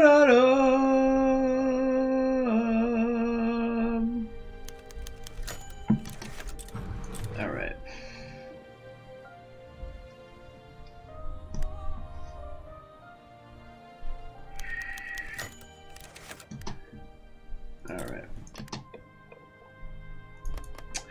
So here, while we wait for this to come through, let me go grab my copy of Atlas Shrugged so I can read that stuff. Here, back.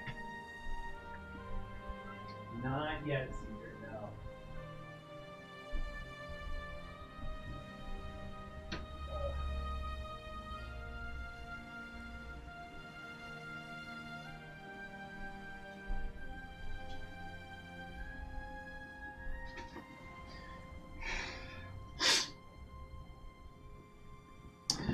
Let's see here.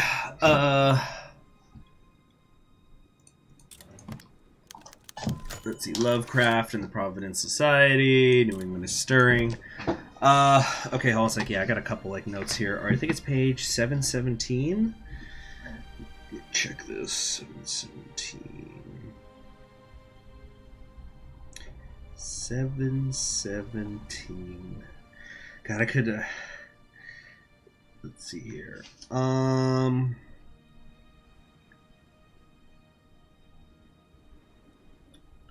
Okay, wait. So, so there's a part where, okay, without getting too much into the plot of Atlas Shrugged, basically the main character really loves this one composer. She would listen to all of his symphonies, and he wasn't very popular, and then he eventually became popular, and then he disappeared. And so she ends up finding him, and she pays for him to do a private performance for her. So she goes to his house, he pulls out his piano, and he plays her stuff. So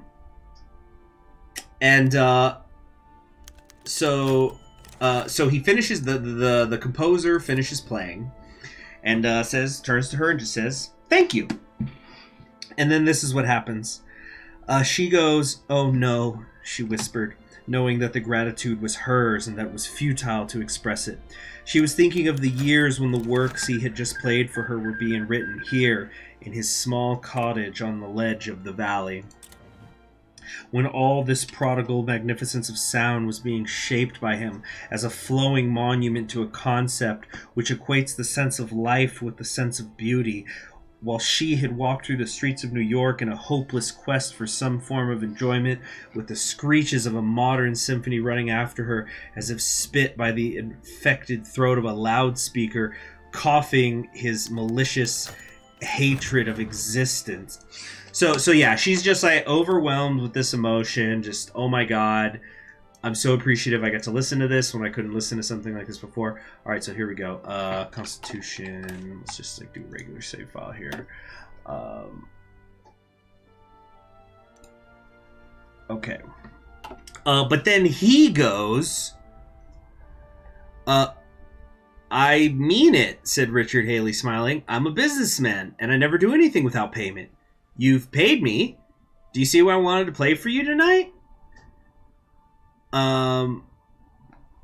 And let's see here. And then there's like this whole thing of him saying, like, you know, I really enjoyed playing it for you because you appreciate my work more than more people. Let's see here. And $3 for business. Yeah, but then he just goes on this rant where he starts talking about like how he prefers businessmen to art because all work is an act of creating and comes from the same source, from an involatile capacity to see through one's own eyes. I'm skipping through this long rant he does. But he's going, the sacred fire which is said to burn within musicians and poets, what do they suppose moves an industrialist to defy the whole world for the sake of his new metal, as the adventurers of the airplane, the builders of the railroad, the discoverers of new germs or new continents have done through all the ages. And then he's just going on and on and on. And yeah, there's just a little thing going like, you know, he's about his talent, but like he just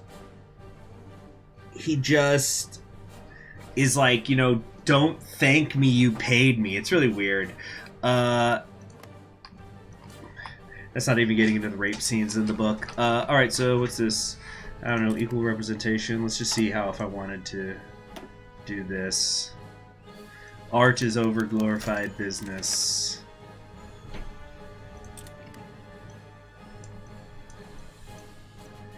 Let's see here. Democrat, let's see, the leftists are right.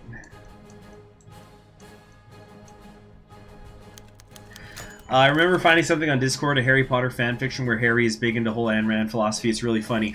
I know exactly what you're talking about. That series is so funny. Like, even people who like Ayn Rand, I'm not saying whether I do or not, that is such a funny series of essays. It was on some, like, random website, too. Hold on a second, let me check this out. Ayn Rand, Harry Potter.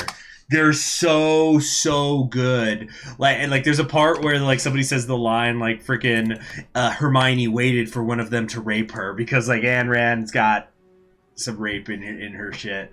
Okay, it's on some website called the toast.net. Maybe I'll read that. Tell you what, if somebody super chats, I will read Harry Ayn Rand's Harry Potter and the Sorcerer's Stone, also known as Harry Potter and the Philosopher's Objectivism. But I'll only do it for a super chat, because things are inherently good when you pay for them.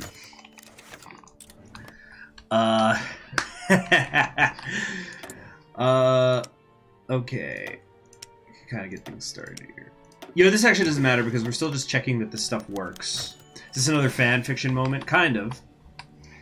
Because, like, it's so funny because, like, to really appreciate the humor, you have to have read some Ayn Rand, but, like, trust me, it's really, really good. Who but God is supreme? With God on our side, yeah. Would we ever need war? There was a YouTube video you found? Interesting. The capital, I don't know. Let's make it Buffalo, because Buffalo wasn't in New England last time I played it. So yeah, let's start the bidding. You know, step right up, open your wallets, and we'll get some Ayn Rand. And by the way, I think that it's like a full 7-part series. Let's see. Let me look at this up. Ayn Rand. Oh, there's others too. This person apparently wrote like a Les Miserables, Marcus Aurelius. Oh my gosh, she did so much. Or okay, a guy wrote this. Oh my gosh, he did so many. I didn't know. Convention ends. Let's look to the future. So, can I now do this? What's going on here exactly? The Quakers. Order has been restored. Okay, so... Do I still not get to do, yeah, provisional government? Who's going to secure control? Elections take place every 1 year? That's freaking nuts. Clarence Pickett. But I thought this was supposed to be Lermont, right? Current party is Radical Socialist. Why am I not allowed to take this? Grand Socialism Populism. Isn't this what I have to do to get Theramond or something?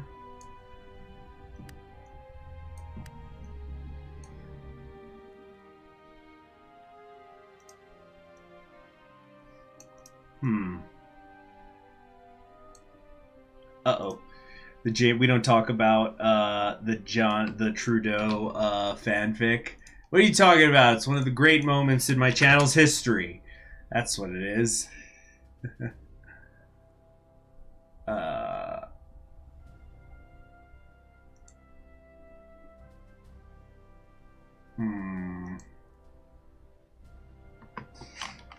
What is going on here? Yeah, so anybody, what's going on? What's going on? Fred Trump flees. What? I don't know if he's needed for this. Yeah, where's the Lermont thing, people? Wait.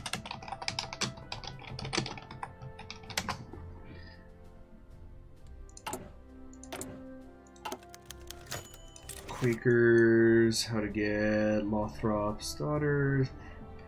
Plans Canada established normally when strikes start. Ask Canadians for help. Events will say the radicals have taken over before your road fire. She switches to them. Livy, Leonard Abbott. I don't get it. Huh. Someone should make a supercut of the Trudeau fanfic reading. Oh boy, that would be the dream, right? If I ever got big enough that I had like people clipping my channel. Somebody once did it. But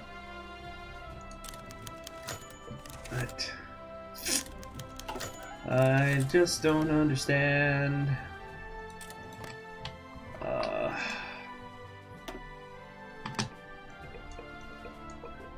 The grand utopian ideas. President Lermont has taken power in New England. I guess let's just try to do this. Become independent or whatever. We're having some trouble with the connection, making me a little worried. Blessed are the peacemakers. And long live the fighters! Really, nobody super chatted, huh? Well, all right. Well, that objectively means that it's not meant to be. Let's see here. Yeah, I just was checking the guide a little bit. Might check it again more here.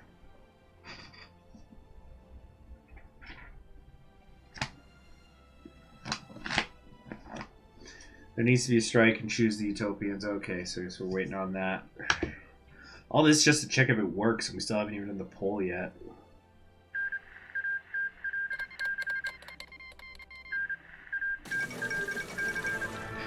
Spanish Civil War busting.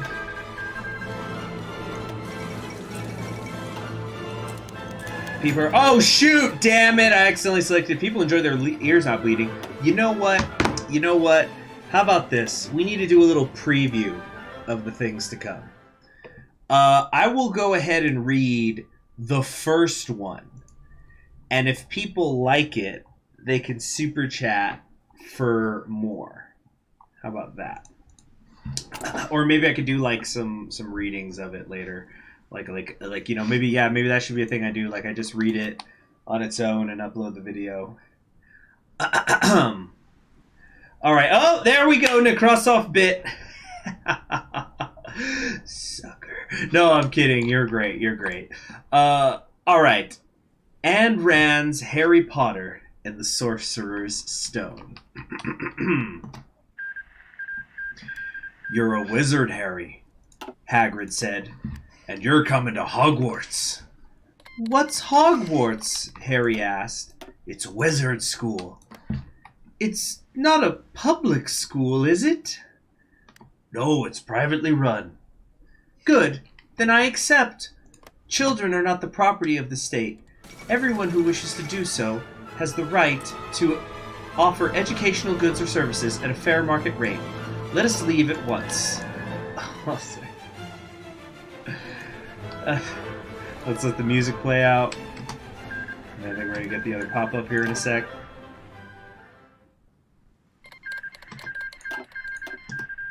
Come on.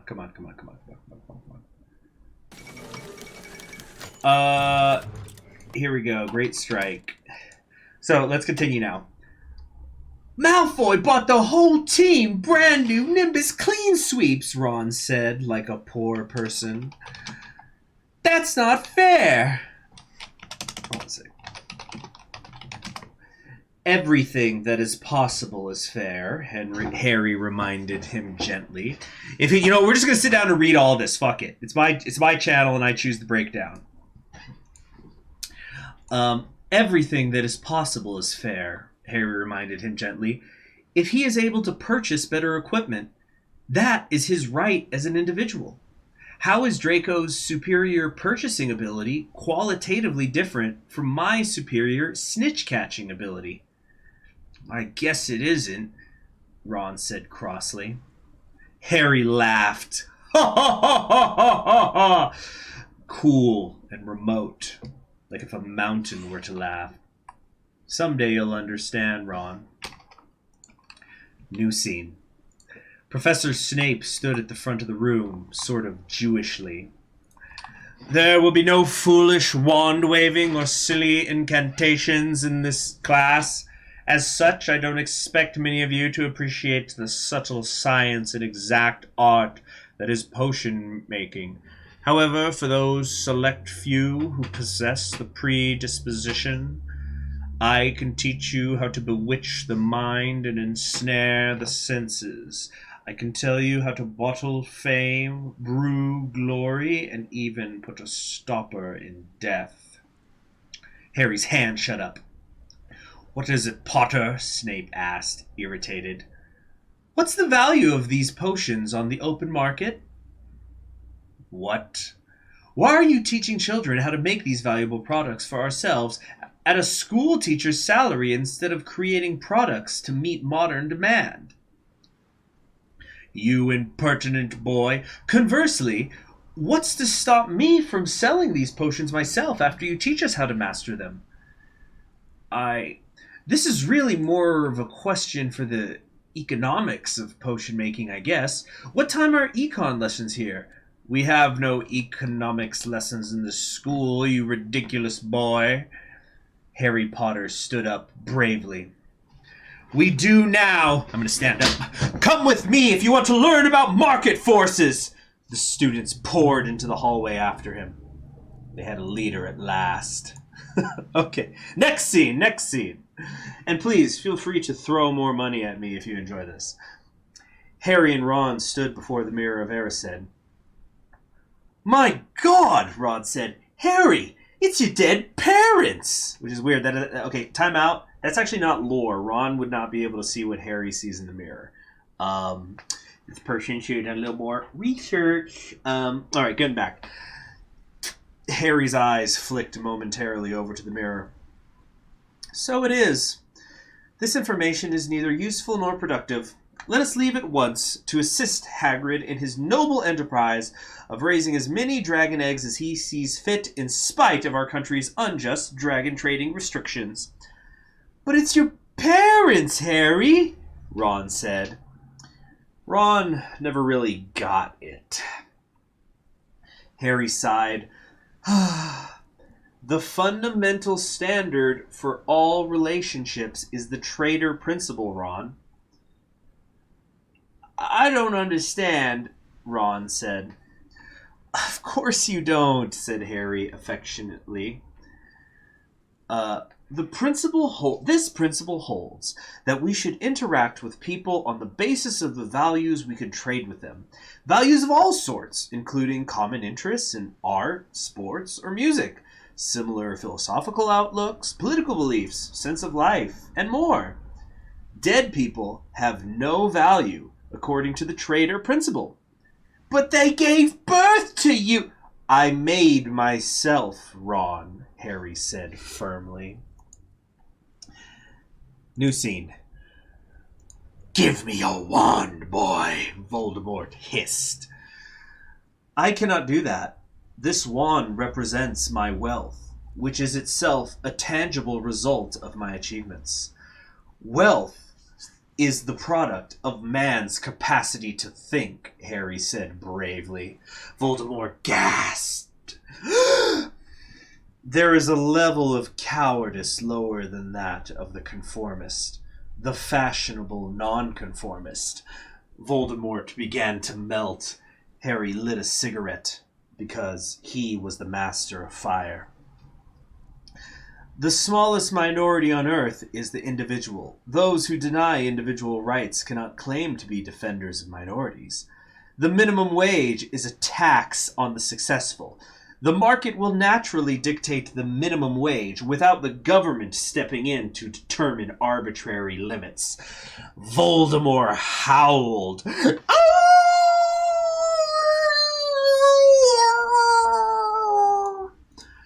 I'm going to sell copies of my wand at an enormous markup, Harry said, and you can buy one like everyone else. Voldemort had been defeated. He hated us for our freedom, Ron said. No, Ron, Harry said. He hated us for our free markets. Hermione ached with desire for the both of them to master her, but nobody paid her any attention. They had empires to build. The end. Okay.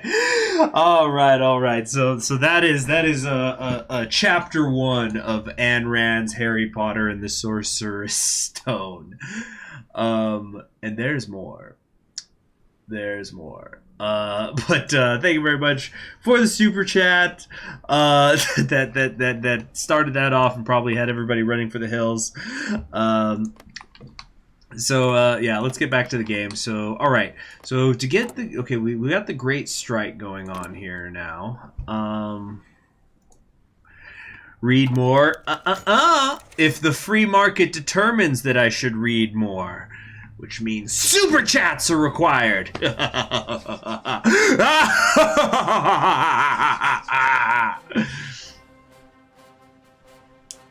That last line is big bros before hoes. Yeah, so for those of you who don't know, it's a pretty recurring theme, let's say, in Ayn Rand's books that like the heroes of the story will master women's bodies, so to speak, which is another word for rape. Yeah.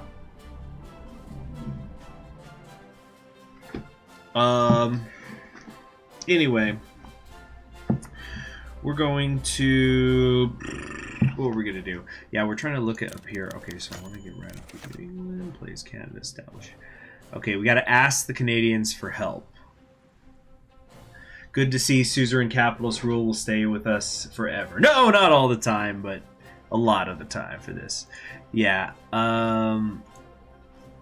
Let's see here. Request their aid, and the radicals should take power. And you know what? There's a scene where there's like one of those rape scenes is in Fountainhead, and people try to excuse it because they say no, the woman, because it takes place from the woman's point of view, and they're like, oh, but she liked it. She liked it. And it's like she freaking, the guy who was doing it didn't know she liked it, so in his mind, you know, it was.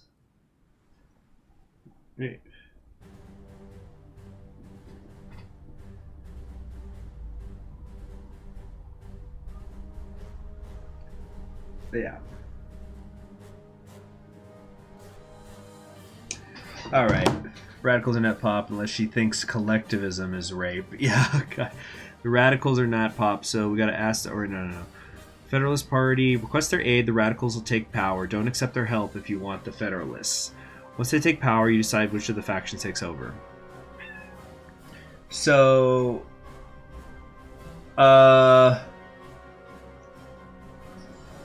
we're just gonna try them all. We're gonna say like we can handle it initially. We can handle it.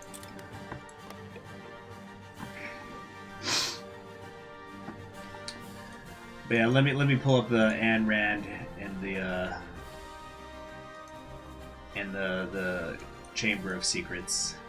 But yeah, the short version of explaining Ayn Rand is she's extreme and cap. That's the short version.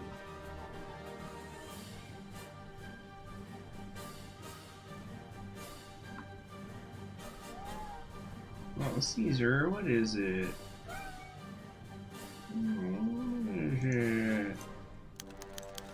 Alright, syndicalists have been felled. Okay, so that was not the way to do it. Quakers are the top path. Okay. It's loading it up. Why don't you load me up, Buttercup, just to get down. Proudun would disagree. Yeah, you know, like I'm obviously, you know, trying to oversimplify it, but yeah, it's a lot of Ayn Rand's philosophy is about like money and, you know, no government, no government. Oh dang it, I forgot to look at the guide before I clicked the stupid thing. Quakers release New England, deny Canadian aid. Oh shoot. Choose and delay as a clone leader, choose you want. As leader of the Quakers. No, but I'm trying to... I don't want the Quakers. Isn't the Quakers who I already have? No, I'm trying to get the Utopians. It's alright, Corto. The video will be here. And Cap, am I right?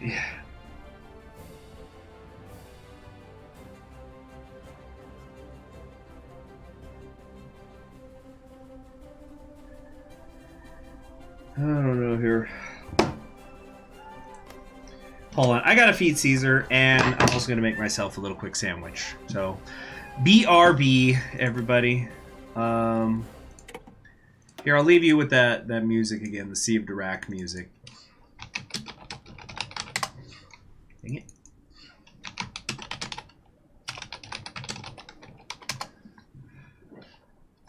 Here's $10 to delay the stream via another Harry Potter chapter. Oh gosh, oh goodness gracious. Well here, yeah, I'm gonna make my own dinner real quick here. So, I'll be right back, everybody. I gotta feed Caesar.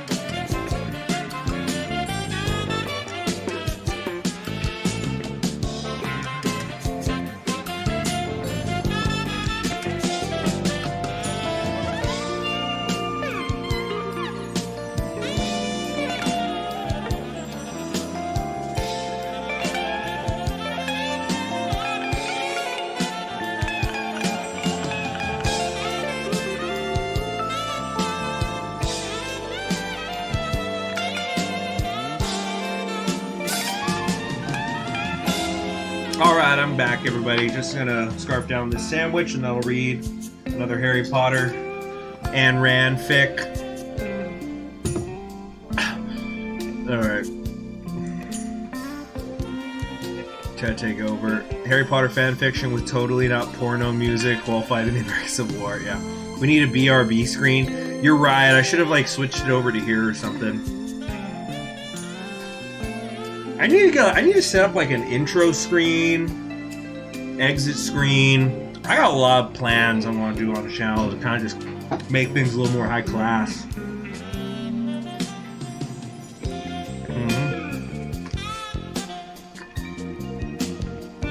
By the way, I can get bingo on this thing I made. On the left side, I get the straight line. Basically, like, if you just read any Leo Tolstoy novel, or practically, not any Leo Tolstoy, but like, if you find the right Leo Tolstoy novel, and then maybe also read like Crime and Punishment or something, you'll be able to get the bingo on the left side.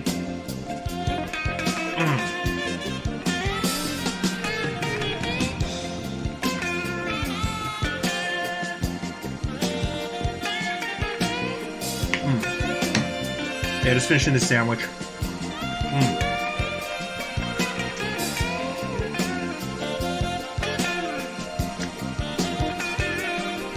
Yeah, I should need to get some food in me because I only have one meal today. Pick up here! CHG stream bingo. It's gonna be fun.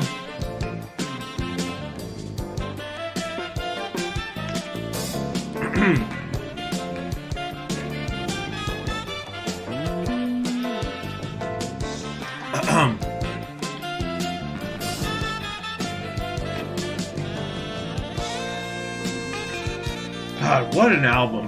What an album. Definitely one of my favorite jazz fusions ever.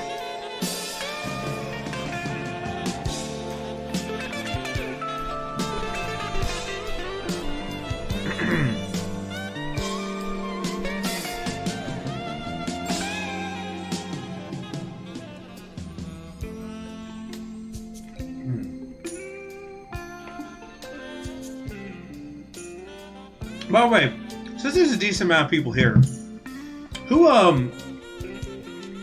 is there anybody here who thinks they would get a YouTube membership if I create it? Well, I'm gonna create it, but I'm trying to quickly learn. I'm gonna be focusing on a lot this weekend. What are some of the different things that are the benefits of YouTube membership?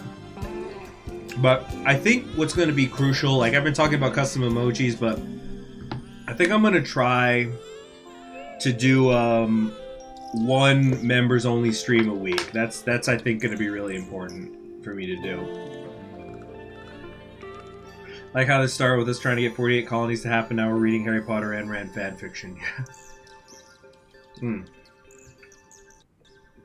All right. Music's finishing and I'm on my last bite.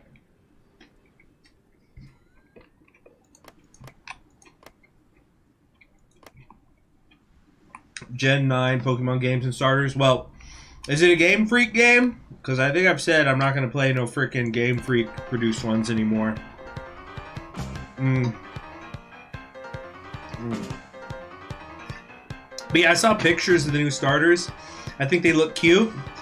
You got to go with the grass cat. It's amazing. It's perfect. Hopefully it stays on all fours as it evolves. Get a little sick of two-footed starters. Anyway, let's cut the music and let's now we'll do our Ayn Rand reading now, and then we'll continue the game.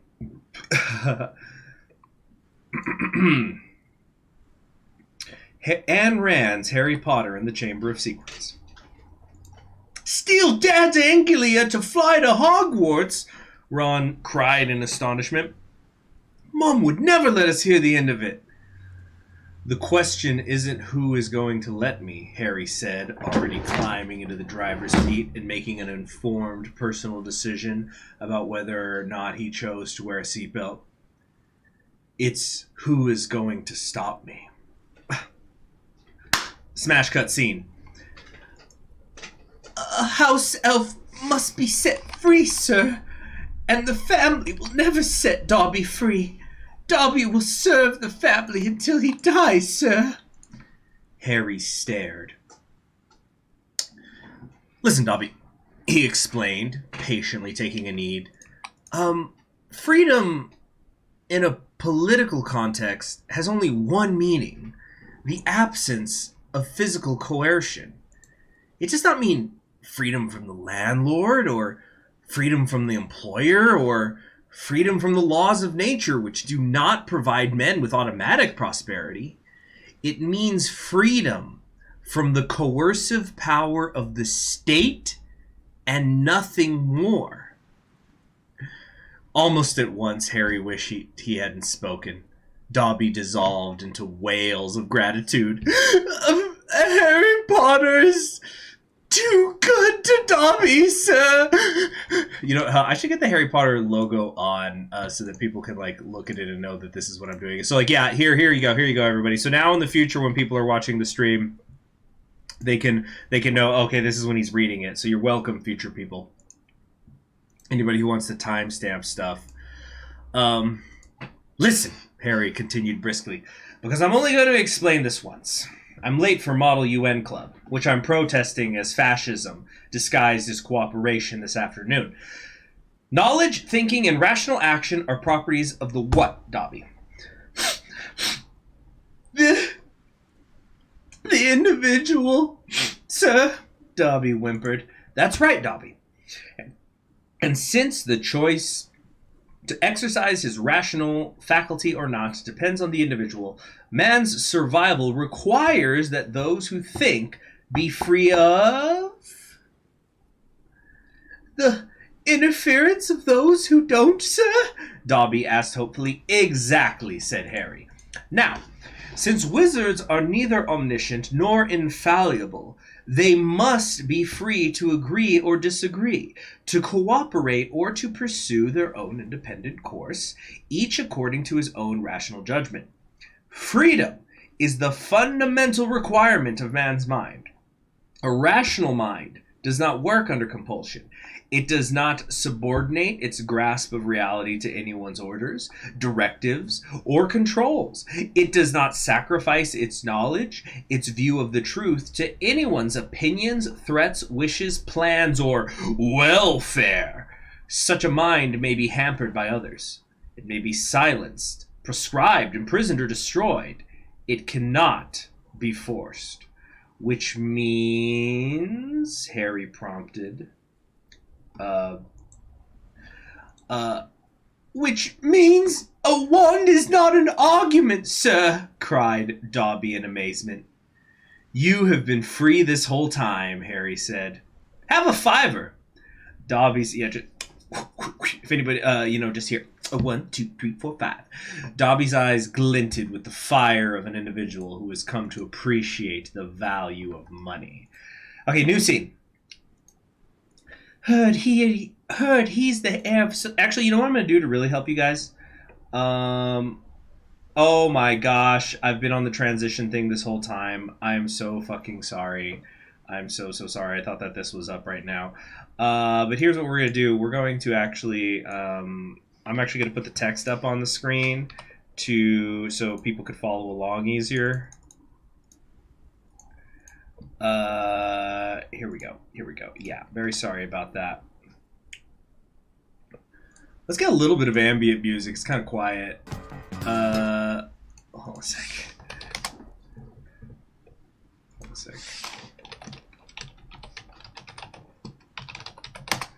Yeah, just a little bit of background. Very, very quiet, just so I'm not speaking into a void.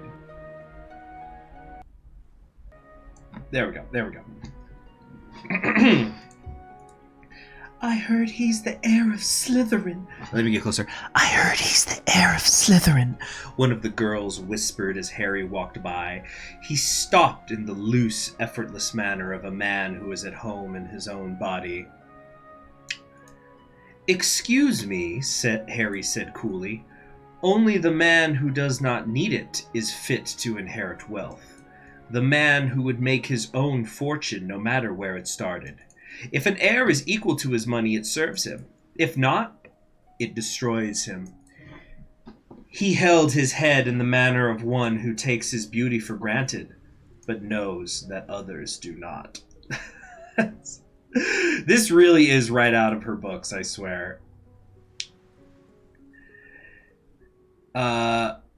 Yes, I know what you're thinking. It's all right for him. I think this is supposed to be with Lockhart.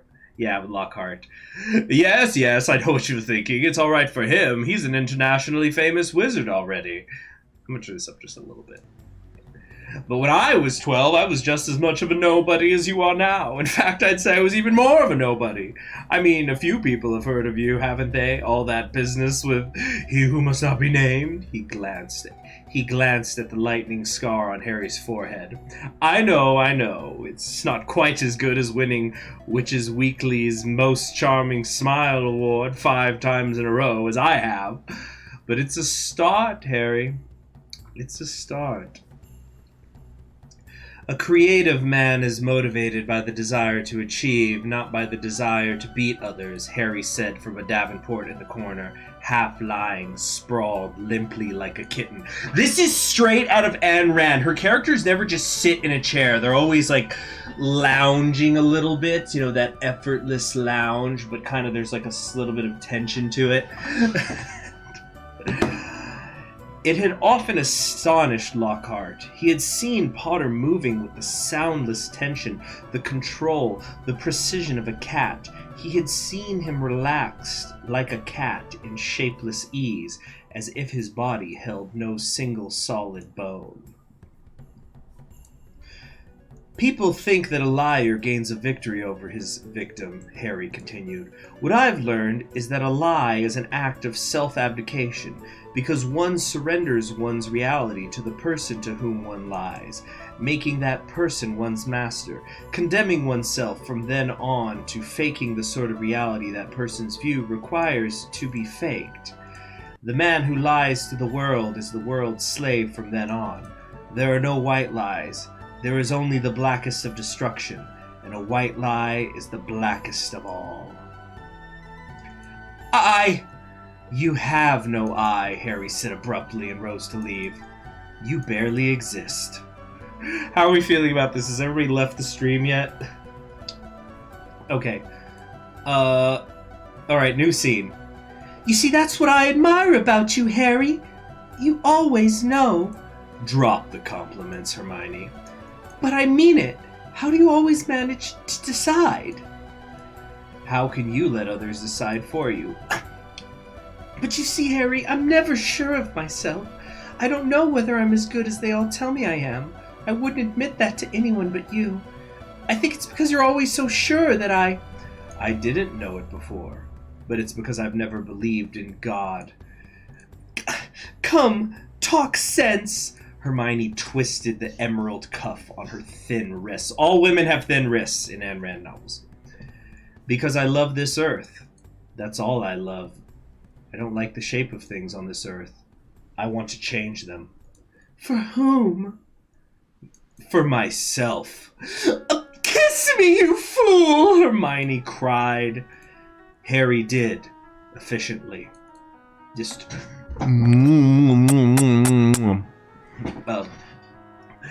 You don't have to applaud, he said. I don't expect it. Alright, I think we're almost done.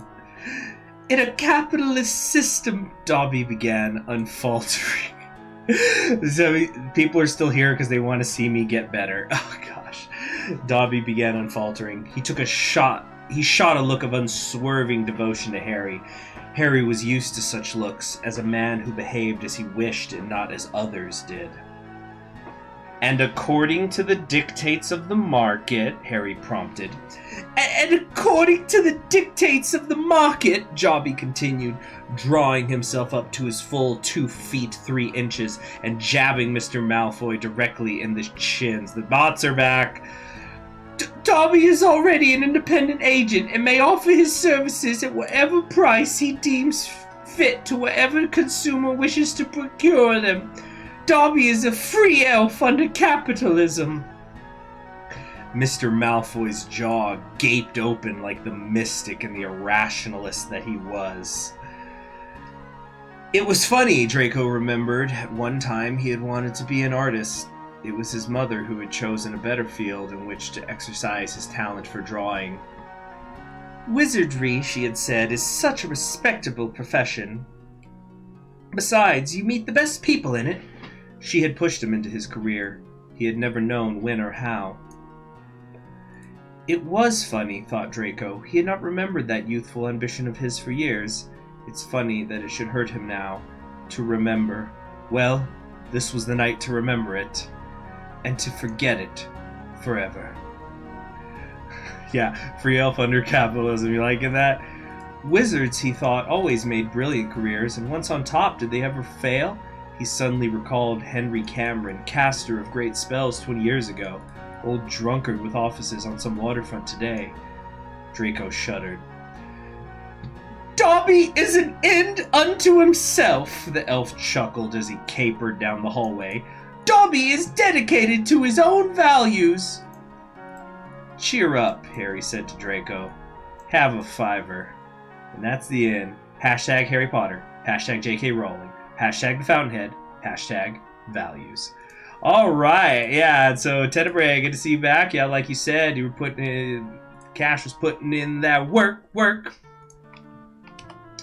Alright. Back to the video game, yeah? Yeah, Dobby is a free elf and will be paid a fair market value. So Canada crushed the rebellion. Ooh, but we didn't want that, right? Fuck me. Okay, here we go. Federalist Party has been appointed. Okay. After Canada aid, federal... And now, the Super Chats are now open again for anybody who wishes to request the third Harry Potter Ayn Rand book.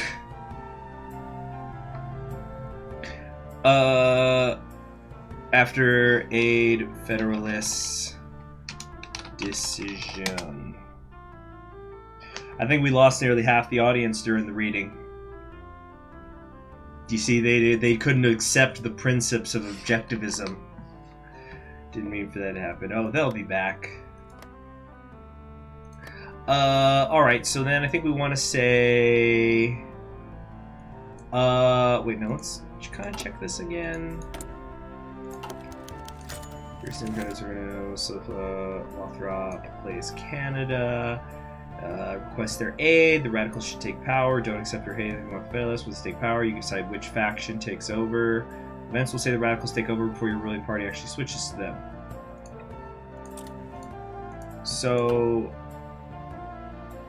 we want to say we want help from the radicals, but see, that's paternal autocrats and stuff. So, or maybe allow federalists to take charge. Choosing a proper president. What? Oh, I'm getting confused. Yeah, they couldn't handle the power of the free market. If they didn't want me to do that, they should have outbid Tenebraification and told me to focus on the game. Let's see. John, Jacob, Astor, Smith. His name is my name too. So then now we're like over here or something. We become authoritarian den. No, we're like radical socialists or something. Okay, so Pickett just officially got sworn in. The more free the markets, the more wizard you are. Yeah. Shooting that bot was so cathartic after listening to that.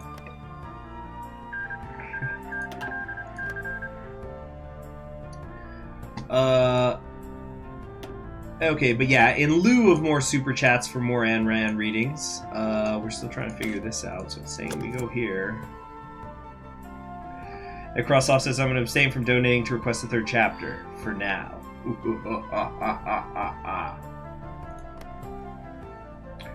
I think we missed our shot. God damn it, I just don't understand. I feel like there's something I'm missing here.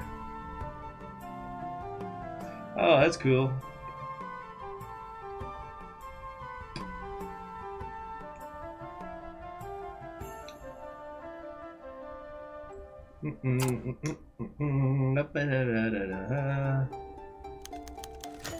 Alright, this isn't a serious threat. Let's trick that. Ayn Rand is proof free markets don't break themselves. For those in chat who don't know about the bidding war thing, HG had a suzerain playthrough that was an all-out free market liberal. Oh, yeah. It was really funny too because like I've certainly had live streams where more super chats like in terms of monetary value came through, but it was easily the most in terms of individual super chats ever. Very funny. All right, leftists take over. Okay, here we go. Lermont takes power. Freaking hallelujah. Okay, so now we know how to get there. Now we can actually do the damn poll.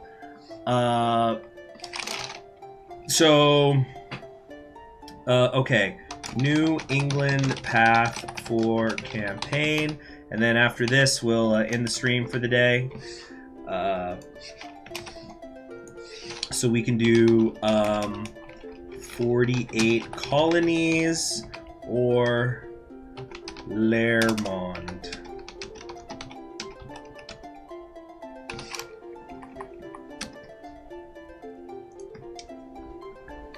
All right. There we go. Please read the bio and sub-ideology. Radical environmentalist under Bellamianism. But we need the voting to take place first. Voting is crucial. The voting is all. Here, let's get that Sea of Dirac album back on. Yeah, we'll just we'll let the people see the people who got through the Ayn Rand stuff. They could vote. We're gonna do a short song. We're gonna do the After the Dream song. So this is like 3 minutes. Go, go, go, go, go, go. Vote, vote, vote, vote, vote.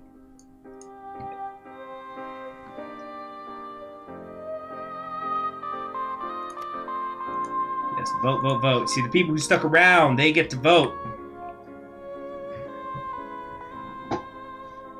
Probably all my fellow monarchists left. Couldn't handle the Ayn Rand style.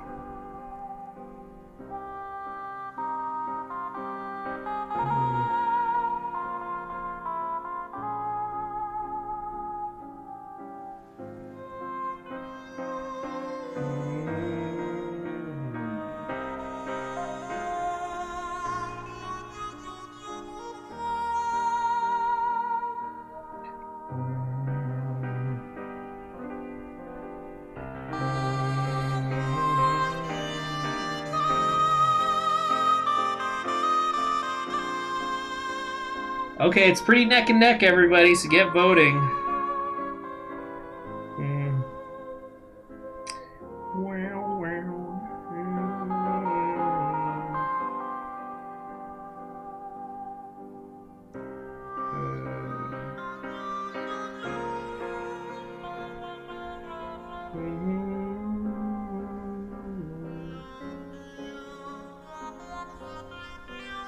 He's descended to become king in the kingdom of... Really?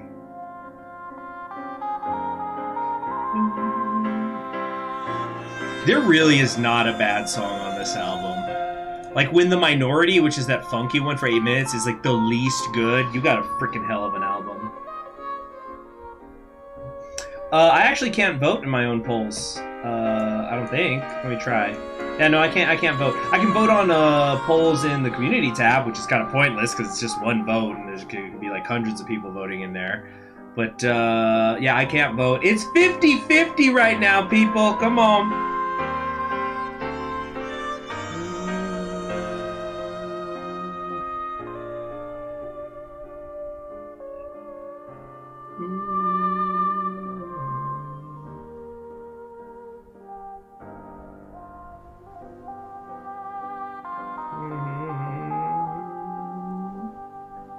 Didn't know the stream was still going on. Yeah, a little longer than usual, but you know, my audio's been fixed up. Everybody seems to like it. We need to get the porn bots to vote. Yeah, the porn bots are being oppressed. How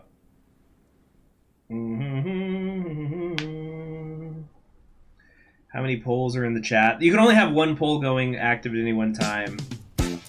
All right, so right as the song ended, we got the final vote in for Lermond. That was that. So we are going to be doing this path. That's going to be it then for today.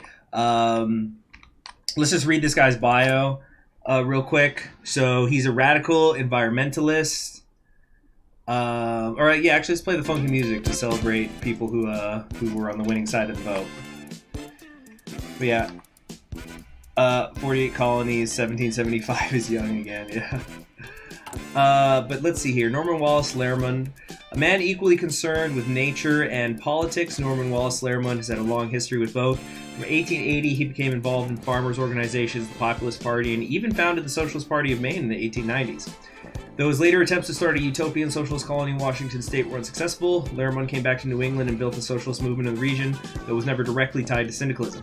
Instead, Lermond is influenced by Bellamyist ideals and hopes to bring these ideals to bear in New England. With such a diverse array of influences, Lermond will surely make for a unique leader, but if he wants to keep New England alive, he'll have to choose his allies carefully. Okay. So yeah, I'll probably stream this a little bit tomorrow, because like tomorrow my Friday morning is going to be free for the last time in a long time. So I might stream for like an hour and a half. So he's a Bellamyist, believes in Bellamyismo, pertaining to the writings and theories put forth by Edward Bellamy and his followers, the Bellaminites.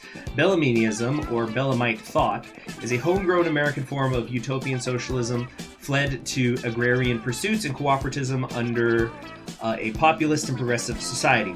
First tested and popularized by utopian communes during the Gilded Age of American history, Bellamyism has since grown and expanded to become one of the dominant forms of American-made socialism, linked with the ideas of nationalist clubs or organized networks of socialist political and socio-economic groups working towards nationalism of all industries in order to eradicate competition, while using a label less fear-inducing than socialism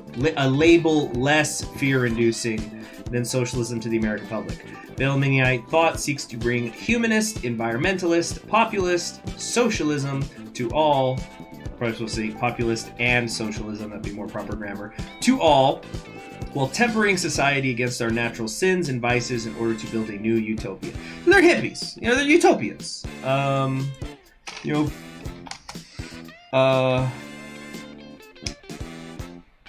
I just want to see paths that aren't time lapses or one-off videos. Yeah, somebody was commenting on one of my videos recently. They were saying like how they really appreciated that I'm somebody who actually plays through a campaign. I don't just like, do some fucking, maybe something that usually would take 10 hours to play through. I don't just like upload an 8-minute YouTube video of it. I actually, which admittedly it takes time to edit that, but I was like, oh, okay, wow, that's cool. That's cool that there's people who like appreciate me doing that. I appreciate their appreciation. He looks like American Marx. Anyway, yeah, that's gonna be it. So thank you very, very much for joining me. I'm Conquering History Games. Special thank you to everybody who super chatted today, and all those who dealt with the pages of me doing the Ayn Rand silliness.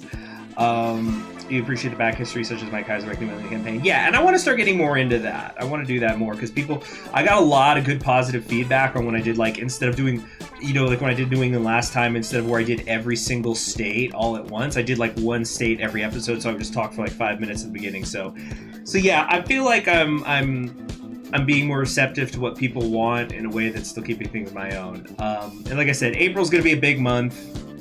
I've got so much stuff gonna be launching. I can't wait. I gotta make that trailer though. Anyway, you all have a wonderful evening. Good night, everybody.